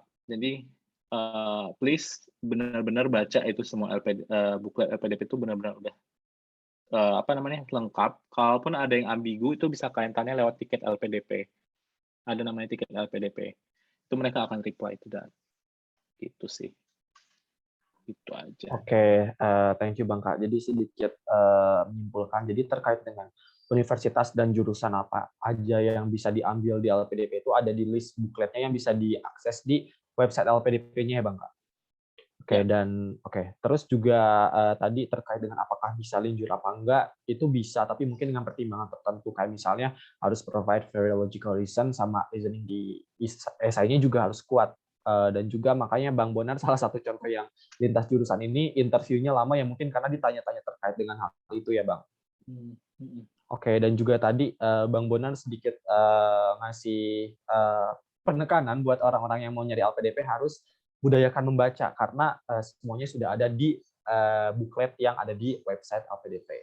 Oke, mungkin ini jadi pertanyaan terakhir Bang Kak dari aku terkait dengan hal-hal apa aja yang harus dipersiapkan untuk ngikutin LPDP gitu. Karena kalau misalnya dari aku pribadi ini paling ada different kayak ya paling untuk TOEFL dan juga terkait dengan tes akademik dan interviewnya aja. Nah, tapi dari Bang Bonar dan juga Kak Sasha kira-kira ada lagi nggak sih selain 3 hal itu yang harus dipersiapkan sama kita-kita yang mau ngambil LPDP?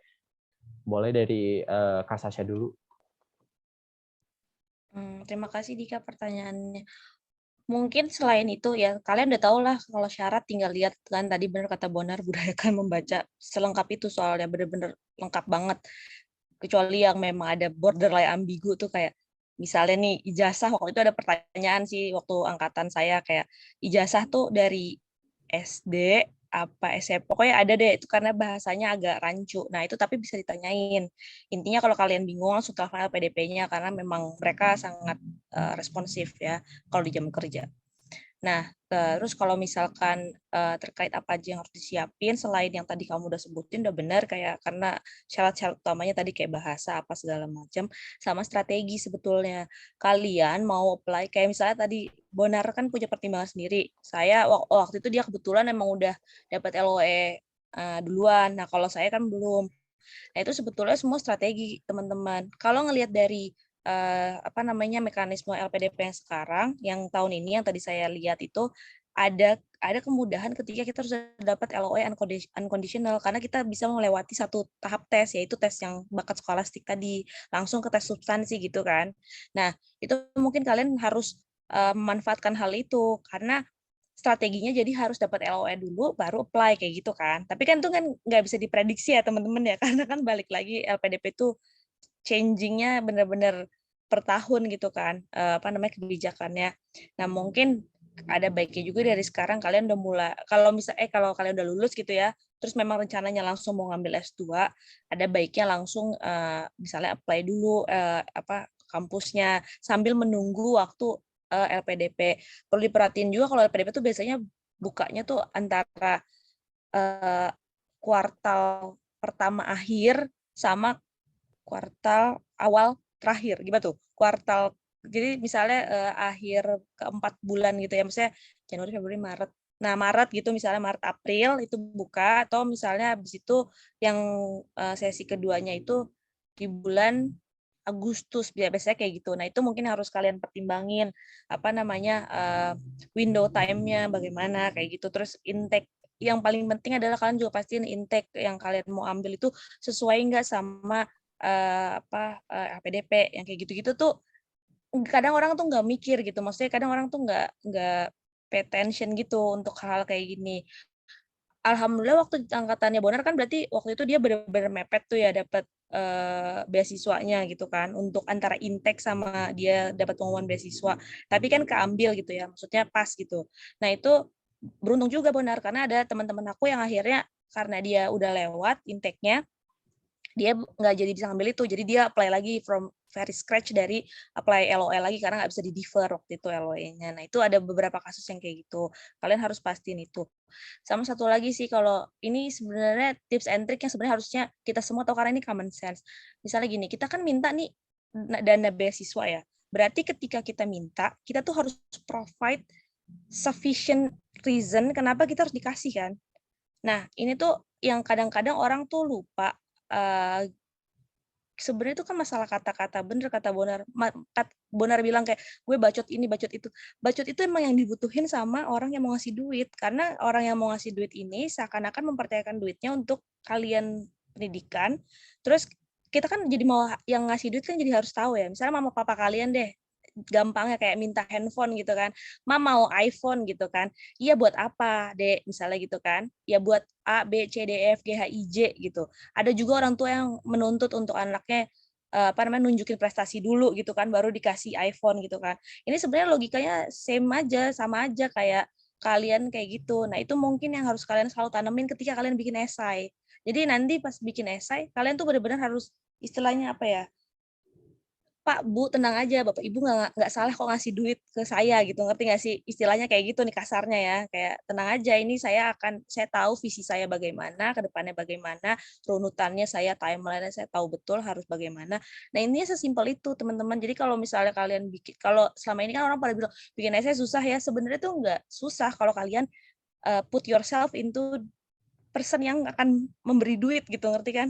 Jadi kayak itu salah satu mungkin yang harus kalian tanemin ketika bikin esai karena itu paling penting sih. Jadi tadi kalau misalnya mau lintas jurusan, mau apa segala macam, asal kalian jelasinnya benar, nah itu pasti di approve gitu sih sebenarnya.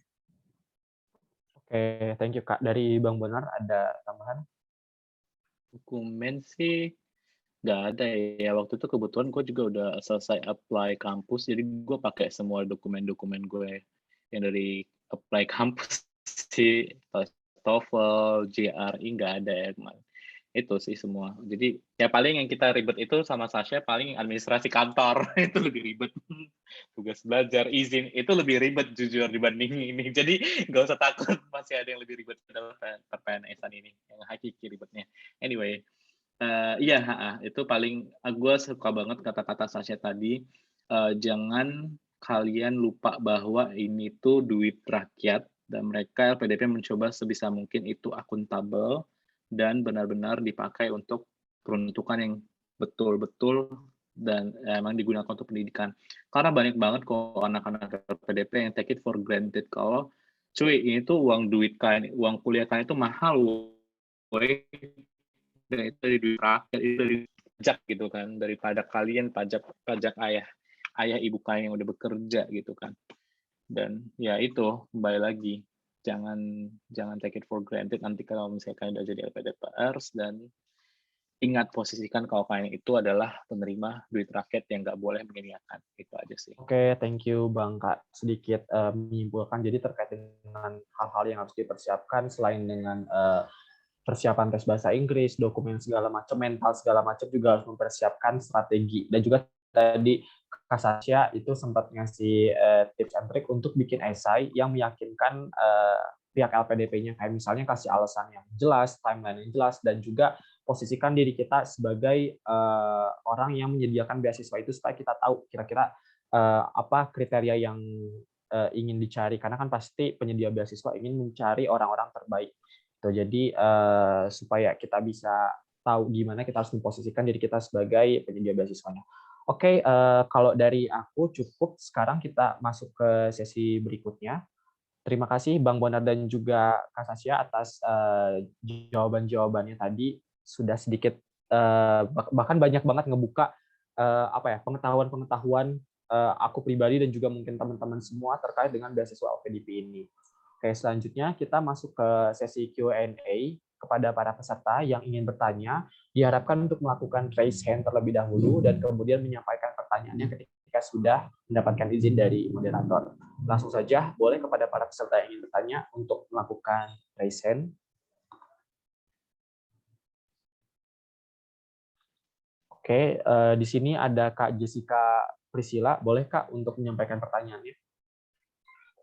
Thank you Rifki. Aku mau tanya sama Bang Bonar atau Kak Sasha, nanti mungkin boleh dielaborate sama dua-duanya. Sebenarnya kan tadi ada penjelasan terkait esai ya. Aku sebenarnya pengen tahu dalam bentuk konkretnya sih, mungkin bisa dibocorin kalau boleh ya, sama Kak Sasha atau Bang Bonar. The most crucial sama important point yang harus kita tuliskan di esai itu seperti apa? Mungkin ini lebih ke teknis juga ya. Strukturnya juga kayak gimana contohnya. Mungkin aku mau diberikan gambaran gitu dalam beberapa kata aja, misalnya yang Kak Sasha atau Bang Bonar put into that essay itu yang paling strongest point-nya itu ada di bagian mananya. Nah, terus sama aku pengen tanya, tapi ini mungkin kalau ada kasusnya aja kali ya. Kalau let's say misalnya kita diterima, terus selama perjalanan kita kuliah itu kita berubah gitu visinya sama yang udah kita tuliskan dalam esai. Itu apakah boleh ya? Atau emang dinegosiasikan aja kayak yang tadi Bang Bonar bilang? Mungkin itu aja pertanyaan dari aku. Terima kasih. Baik, terima kasih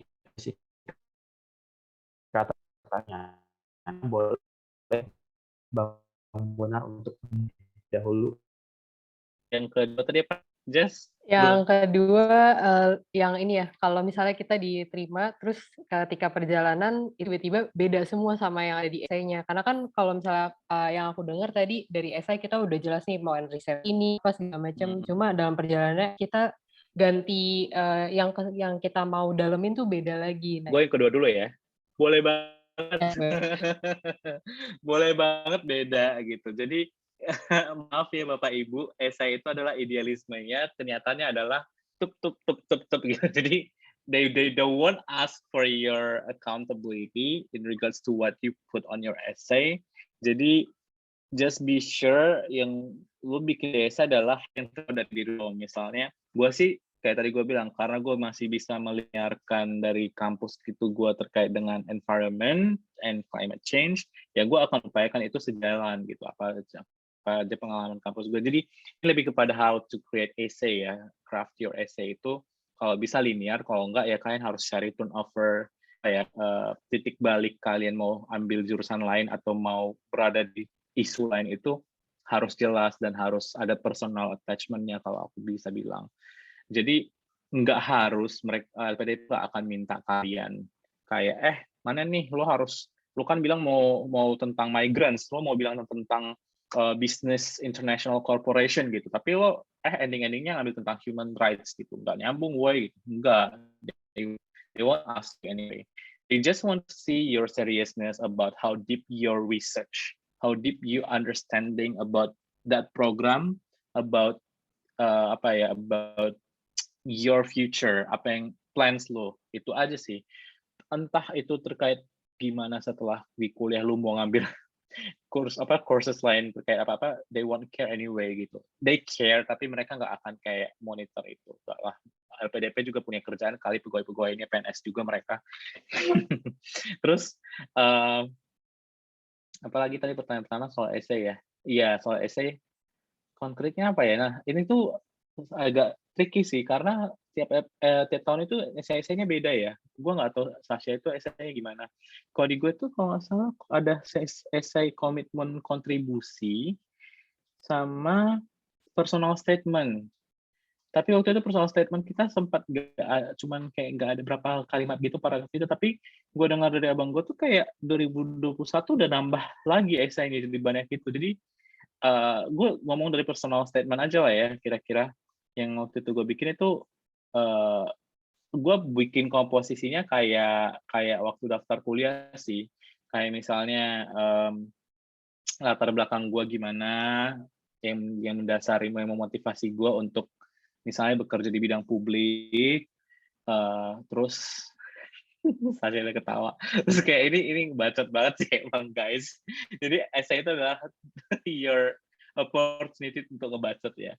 Terus ya gimana kalian untuk tadi mau bilang apa? Oh, dari gimana gue masuk ke PNS, terus gue tertarik isu ini dan ingin advancing this issue within the ministry and within the Indonesian government, bla bla bla gitu. Jadi benar-benar deh itu semua kalian nggak usah terlalu peduli. Ya idealisme being idealis di situ. Gue nggak bilang kalian berbohong terhadap diri sendiri, enggak.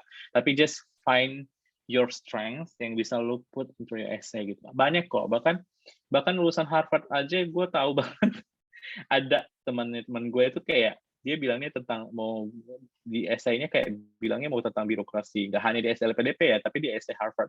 Ini juga kayak gitu, begitu dia tahu tentang birokrasi itu gimana, dia essay tentang reformasi birokrasi, dia nyerah gitu. Terus gue kayak, motivasi lu di mana? Jadi, it doesn't matter gitu. It's all about crafting your essay supaya mereka persuasiveness of your writing itu aja sih. Mau itu lu laksanakan atau enggak itu tergantung ke dirimu gitu dan tergantung ke kondisi, karena nggak semua kok kenyataan itu sama dengan apa yang lo harapkan ya kayak gitu. Gue kayak expect view Chicago kayak gini, ternyata ya mati juga gue gitu. Nggak bisa gitu. Jadi ya itu crafting your essay itu ada kok beberapa pelatihan essay. Kalau yang bisa gue sarankan itu ikuti beberapa program. Ada beberapa badan kayak di Instagram ini yang bisa gue kasih tipsnya, kayak Indonesia Mengglobal itu menyediakan mentorship untuk banyak hal, untuk applications, untuk essay writing. Terus kalau misalnya di Amerika Serikat ada Permias, Persatuan Mahasiswa Indonesia Amerika Serikat atau PPI-nya. Itu mereka biasanya mengadakan mentoring, ada scholarship insights gitu. Itu biasa itu they open many opportunities atau chance untuk kalian minta review. Dan jangan takut untuk menghubungi mahasiswa yang sedang berada di sana lewat LinkedIn. Ini yang menjadi perbedaannya. Kalau misalnya orang-orang di Amerika ini, mereka sangat berani langsung email profesor, langsung email segala macam. Kalau gue bilang jangan takut gitu. Jadi kalau misalnya kalian punya satu orang, kalian pengen tahu nih di kampus ini gimana sih gitu, mau tahu untuk nulis essay-nya gimana dulu terkait essay kampus atau yang lulusan LPDP, itu hubungi langsung aja. Kalau misalnya mereka nggak mau balas ya udah gitu. Tapi kalau mereka mau balas kan ya it's your benefits gitu kan.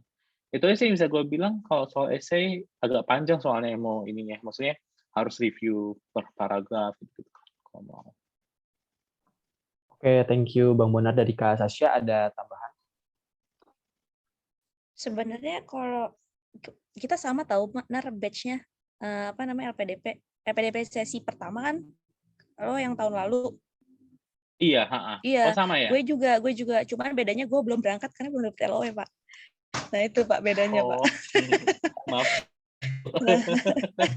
Nah, karena sama ya mirip sih. Jadi kalau misalnya waktu itu personal statement-nya itu pakai aplikasi Jessica. Jadi saya ingat banget itu ada pertanyaan yang udah di-provide sama aplikasi sama website gitu ya. Jadi ada pertanyaannya.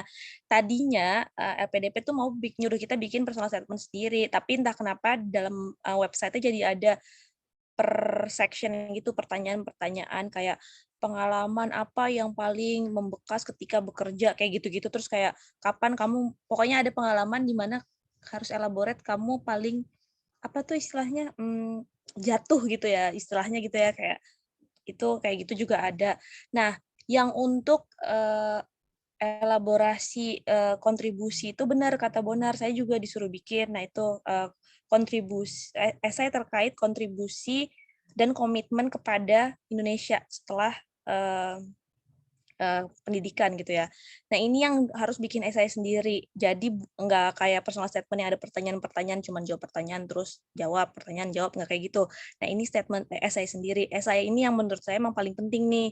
Jadi gimana caranya kamu link atau mengkaitkan antara yang kamu ambil sama nanti kamu kontribusinya apa.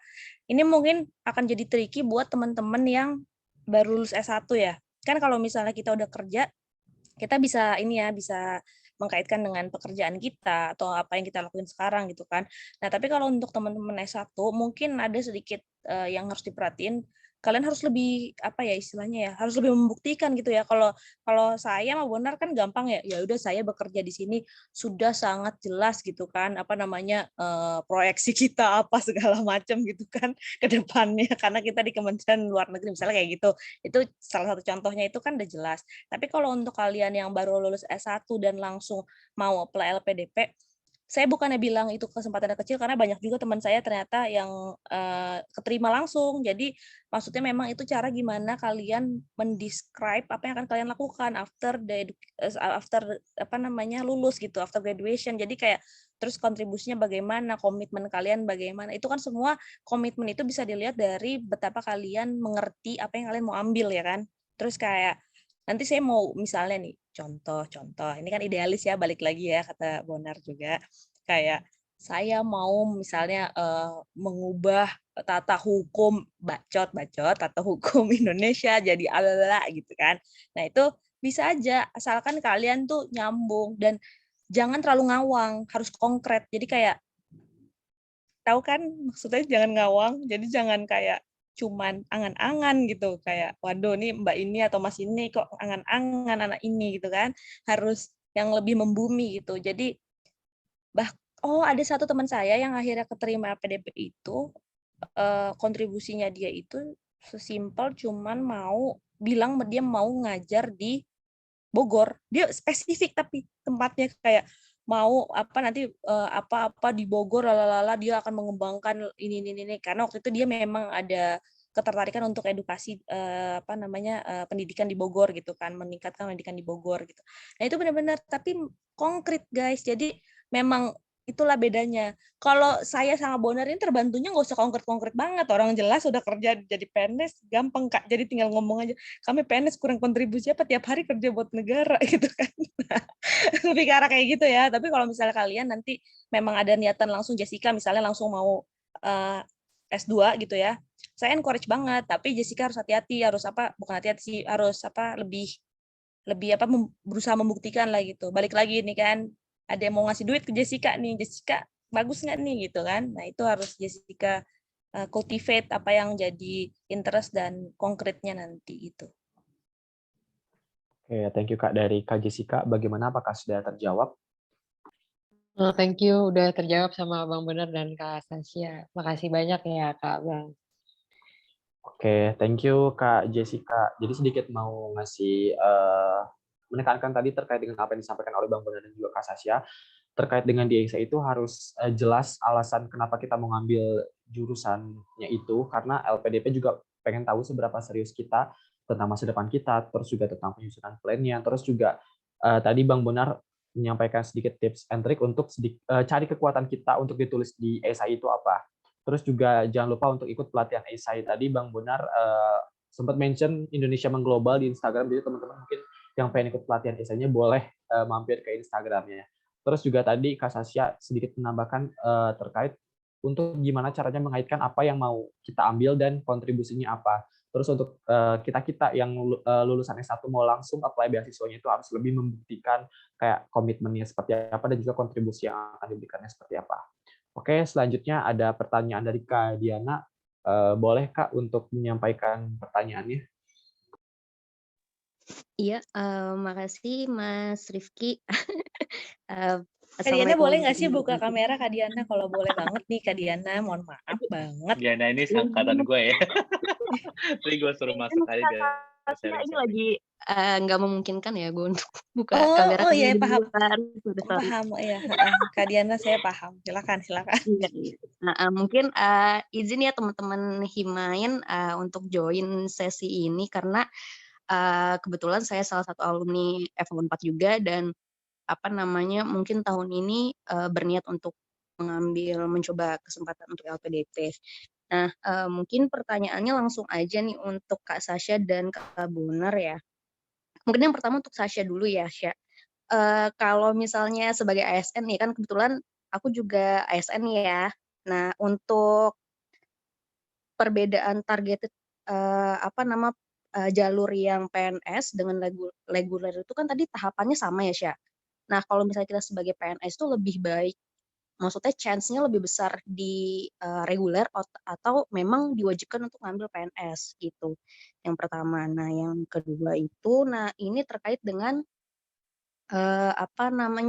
LOE ya, itu untuk persetujuan di universitasnya itu sendiri. Nah, itu perlu kita jabarin nggak sih mengenai tesis dan seberapa jauh nih kita perlu research tesis untuk diterima di universitas yang kita pengen gitu ya. Terus udah itu aja sih dari aku. Terus sama ini tadi tadi disebutkan bahwa jalur di LPDP 2022 itu kan ada tes skolastik sama tes substansi. Nah, setelah itu apakah ada wawancara? Itu yang pertama. Nah, terus perbedaan tes bakat skolastik itu sama tes substansi itu apa? Itu aja deh. Terima kasih. Silakan Kak Bonar dan Kak Sasha. Baik, terima kasih Kak Diana atas pertanyaannya. Sekarang kita lempar dulu ke Kak Sasha untuk menjawab pertanyaannya. Pertama boleh Kak? Iya, terima kasih Kak Diana. Saya kangen sama kakak juga. Apa kabar Kak? Baik ya, alhamdulillah. Kayak radio Kak. Iya, salam-salam dulu dong Kak. Nah, iya, jadi sebetulnya kalau misalnya tanya chance-nya lebih besar yang mana, jelas PNS yang targeted. Kalau misalnya kita punya privilege jadi PNS, udah pilih aja yang PNS targeted. Kenapa? Karena kalau misalnya pakai jalur reguler, jujur persaingannya akan jadi lebih tinggi. Tadi yang tes bakat skolastik itu, kan misalnya kita ini saya belak-belakan aja ya, kita kan bersaing sama orang yang misalnya kerjanya di Pertamina, di tempat-tempat yang memang benar-benar kayak mereka tiap hari kerjanya mungkin hitung-hitungan jadi kayak nanti kita kalah nilainya pas tes bakat skolastik karena ada yang kuantitatif itu deretnya kayak deret olimpiade matematika susah dah pokoknya. Makanya daripada kita ngadi-ngadi kan mendingan yang lewat yang targeted aja karena aku yakin kamu pasti juga dapat chance lebih besar kalau misalnya yang targeted. Salah satu bukti konkretnya itu adalah temanku ada yang dia itu nilai tes bakat skolastiknya jauh lebih tinggi dari temanku yang terima juga di batch aku. Tapi dia nggak lolos yang reguler, temanku lolos yang targeted jadi mungkin karena rata-rata nilai nilainya itu lebih rendah ya, yang pas PNS, orang PNS juga nggak terlalu pinter-pinter banget ya. Jadi apa namanya, ya kebawa gitu nilai rata-ratanya, rata-rata lulusannya. Jadi kan kayak ada threshold-nya mungkin kan, nanti mereka set threshold nilai berapa yang akan lulus. Nah itu yang menurut aku akan lebih menguntungkan kalau kita ambil yang targeted PNS, chance-nya akan lebih besar. Itu yang pertama, jawaban pertama ke pertanyaannya Kak Diana. Kalau yang kedua itu tadi apa lupa gue. Apa sih lupa jadi gue Sejauh ingat tapi mana lupa gitu. research ya? Oh Research ya, tesis gitu. Sebenarnya ditanyain nggak sih pas LPDP-nya, atau itu akan jadi bahan pertanyaan pas kita apply universitasnya gitu? kalau di dalam maafin ya tadi lupa. Nah, kalau misalkan di dalam esai dan di dalam kayak borang pertanyaan yang personal statement nggak ada tuh sama sekali. Jadi itu sebenarnya pilihan sih kalau nanti kamu mau jelasin tentang riset tesis kamu di dalam esai yang kontribusi supaya nanti nyambung untuk ngejelasin konkretisasi dari kontribusi kamu, boleh-boleh aja nggak apa-apa. Tapi itu sebenarnya bukan jadi elemen gitu ya, maksudnya menjelaskan terkait riset tesisnya. Kalau aku pribadi, waktu itu aku nggak sama sekali nulis tentang akan riset atau tesis apa, jadi sama sekali nggak aku sebut di dalam essay pun enggak. Tapi pas ketika wawancara, memang akan ada nyerempet tuh pertanyaan kayak gitu, kayak nanti kamu kalau misalnya ngambil dispute settlement, apa yang akan kamu tekunin? Tapi lebih ke arah akan kamu tekunin, bukan kamu jadiin tesis ya. Jadi nggak terlalu ditanya. Tapi memang even better kalau misalnya kita udah tahu ya tesis apaan yang mau ditulis. Kan ya nggak tahu, hanya meminimalisir aja. Kadang-kadang ada aja wawancara yang emang iseng nanya gitu kan, kayak pengen tahu aja gitu. Jadi kita pas ditanya nggak langsung kaget, aduh nggak tahu nih riset tesis apa gitu kan. Mungkin ada baiknya juga dipersiapin aja. Waktu itu aku udah nyiapin sih judulnya ngarang, tapi maksudnya dalam konteks yang penting aku bisa jawab dulu gitu pas lagi ditanya. Untuk nantinya dilakuin apa enggak, balik lagi kata Mas Bonar, tidak tahu nanti apa yang dilakuin karena di lapangan dan idealisme berbeda. Nyesel gue bilang ini nggak paling Tapi baik ya. Maaf tapi ya itu guys. tapi words to live by, benar karena maksudnya nggak bisa juga kita menjamin 100% bahwa apa yang kita tulis itu akan kita lakuin. Maksudnya gini, komitmen is one thing, maksudnya kayak iya memang saya berusaha untuk mewujudkan komitmen itu, tapi kan nggak tahu realitasnya gimana gitu ya teman-teman. Jadi mungkin itu sih. Terus tadi pertanyaan terakhir apa Andi? Ada satu lagi tapi aku lupa. Apa ya? Ini sih terkait dengan tahapan tesis ya, untuk iya. yang tes bakat skolastik sama tes substansi itu apa, terus kayak yang untuk 2022 ini ada wawancara nggak di akhir tesnya gitu? Kalau ngelihat kalau ngelihat strukturnya dia tuh cuma kayak ganti nama aja, kayak ganti baju ya kalau misalnya ngelihat strukturnya. Jadi dia tetap mempertahankan tes bakat skolastik di tengah-tengah kan tadi kalau yang dari riset aku yang 2022. Kalau yang 2021 itu kan tes bakat skolastik itu dinamakan tes substansi dan kebangsaan. Jadi substansinya itu adalah tes bakat skolastik kalau zamannya aku, terus baru nanti jadi wawancara gitu kan tahap selanjutnya. Nah, di zaman yang 2022 ini itu tadi aku lihat di dalam websitenya itu jadi berubah namanya. Yang kedua jadi tes bakat skolastik, yang ketiga jadi substansi. Kalau ngelihat alurnya pasti akan ada wawancara. Nggak mungkin LPDP nggak ngelakuin wawancara karena itu kayak tier terakhir atau saringan terakhir untuk decide iya atau enggak gitu. Nah, mereka biasanya ngelakuin wawancara jadinya. Nah, kalau ngelihat yang sekarang, kemungkinan besar tes bakat skolastik itu yang kedua, yang terakhir itu substansinya itu bentuknya wawancara. Jadi kayak nggak akan ada substansi lain tuh, maksudnya kayak di tes hukum internasional kamu gimana, kayak nggak kayak gitu, tapi lebih ke arah wawancara. Nah, itu di situ nanti mungkin exercise tentang hukum internasional kayak waktu itu aku, iya mungkin. Gitu sih. Sip. Thank you, Sasha. Baik, terima kasih Kak. Selanjutnya Bang Bonar ada tambahan? Bahkan aku lupa pertanyaan gimana. Sorry. Tesis tadi kayak gue bilang wawancara gue itu ini sih nanya banget ke tesis, dia concern banget ke riset karena dia mikir gue anaknya riset abis gitu ya, nggak tahu nih mukanya muka pengen happy aja kan traveling. Anyway ya iya dia kemarin ini tuh nanya langsung benar-benar sih kayak kamu mau risetnya Kamu mau risetnya tentang apa? Terus apakah kamu sudah menghubungi dosennya belum? Kayak gitu. Tapi I don't think that will be really detrimental kalau misalnya lu juga belum hubungi gitu, kayak ya mungkin dia cuma pengen tahu lu udah sejauh apa sih, seserius apa. Emang ya there is no harm sih ketika lo mau ngontak dosen atau mau udah kepikiran research, itu nggak, there is no harm. Lebih it's better, tapi bukan berarti itu akan mengurangi nilai atau gimana ya. Terus yang soal, ya benar kata Anastasia, strategik aja sih mau milih jalur apa ya di seleksi LPDP. Nah, buat kalian juga yang punya, ya mungkin teman-teman kalian ada atau pacar kalian misalnya PNS atau TNI Polri, baiknya ambil PNS lah, karena memang gue dengar dari mana ya, ini informasi ordal atau informasi gimana, cuman emang threshold PNS itu, bukan PNS, threshold setiap jalur itu berbeda-beda emang, threshold nilainya. Itu gue yakin ini sumber terpercaya. Gue nggak tahu ya. Tapi emang benar itu thresholdnya diturunkan untuk beberapa jalur-jalur lain. Karena memang tujuannya untuk membuka kesempatan lebih banyak. Gitu. Jadi be strategik aja sih kalau gue bilang. Gue strategik banget waktu itu. Gue ambil PTUD bukan karena gara-gara PTUD-nya, tapi gara-gara gue malas ikut ujian. Jadi kayak udahlah gitu. Ada masuk, ambil aja gitu. Ya. Terus wawancara, gue nggak tahu sih kalau tes itu sekarang ya, karena gue nggak menempuh itu, jadi ya itu aja sih. Baik, terima kasih Bang Bonar atas jawabannya. Kak Diana, apakah sudah terjawab?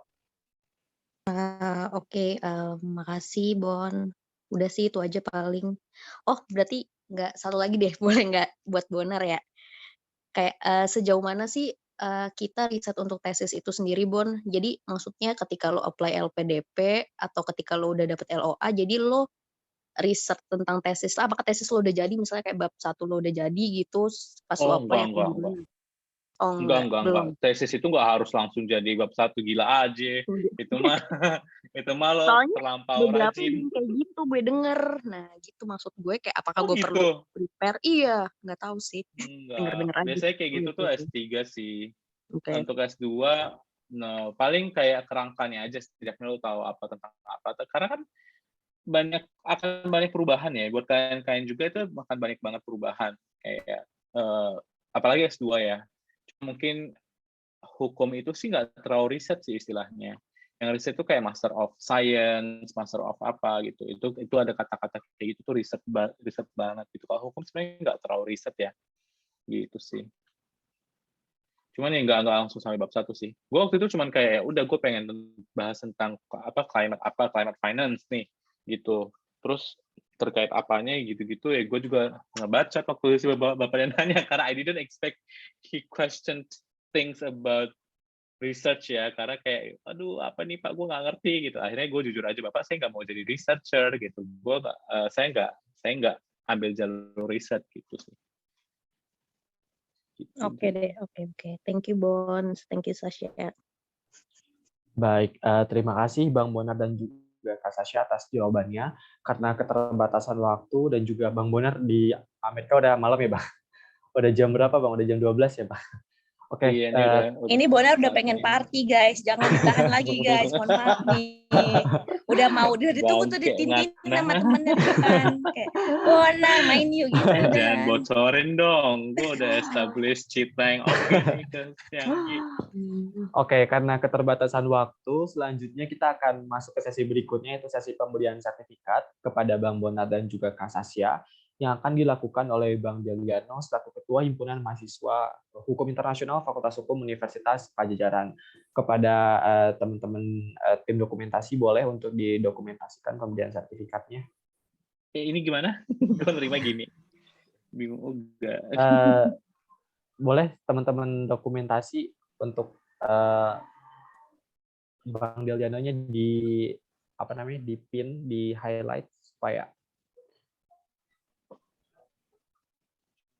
Ini BTW intermezzo, Deliano nih pernah magang di APK, kalau gue nggak salah, bener nggak?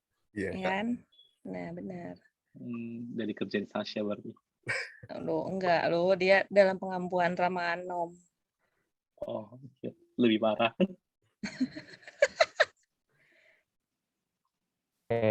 Boleh untuk share screen juga teman-teman dokumentasi sertifikatnya.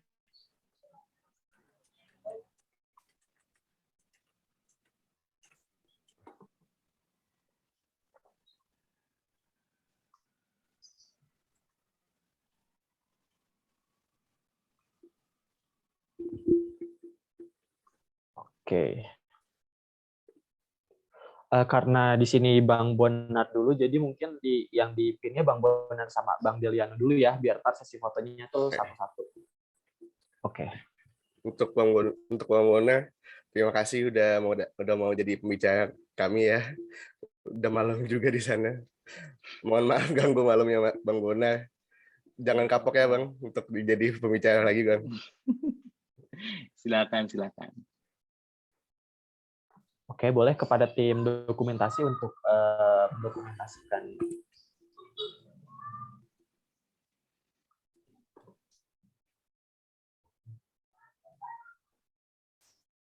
Halo? Oke, mungkin biar mempersingkat waktu, jadi sama aku aja ya di screenshot-nya.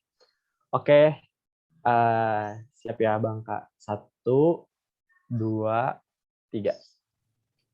Oke, boleh sekali lagi. 1, 2, 3. Oke. Selanjutnya sama Kak Tasya. Untuk Kak Sasha juga makasih udah mau jadi pembicara. Nah, terima kasih juga udah mau diundang dan jangan kapok lagi kalau diundang Himain ya Kak.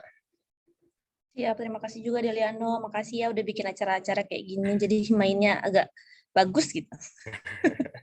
Sama-sama Kak.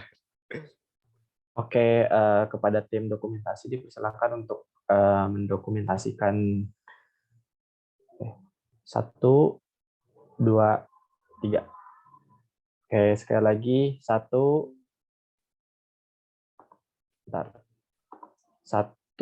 2, 3. Baik, terima kasih Kak Sasha dan juga Bang Delian.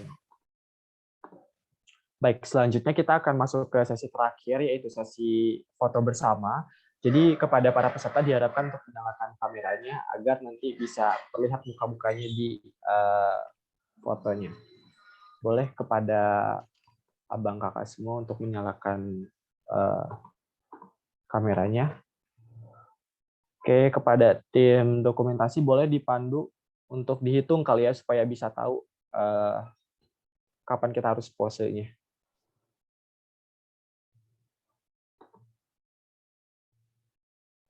Apakah ada yang mau? Dokumentasi akan saya pandu.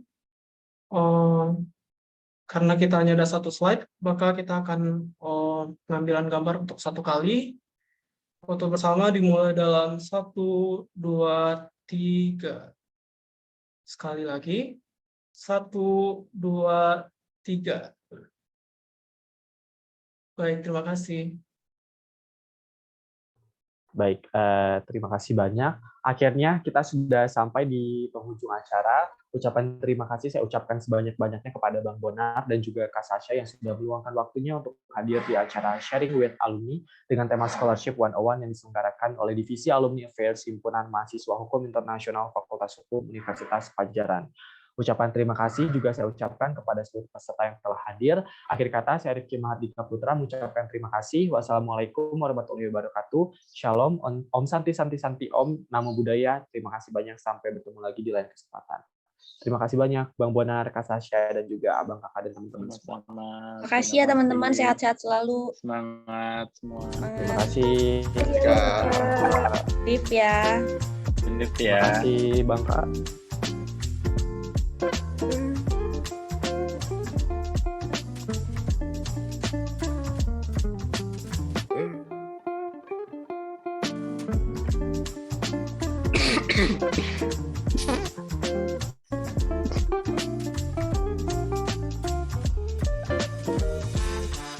Bapak, thank you.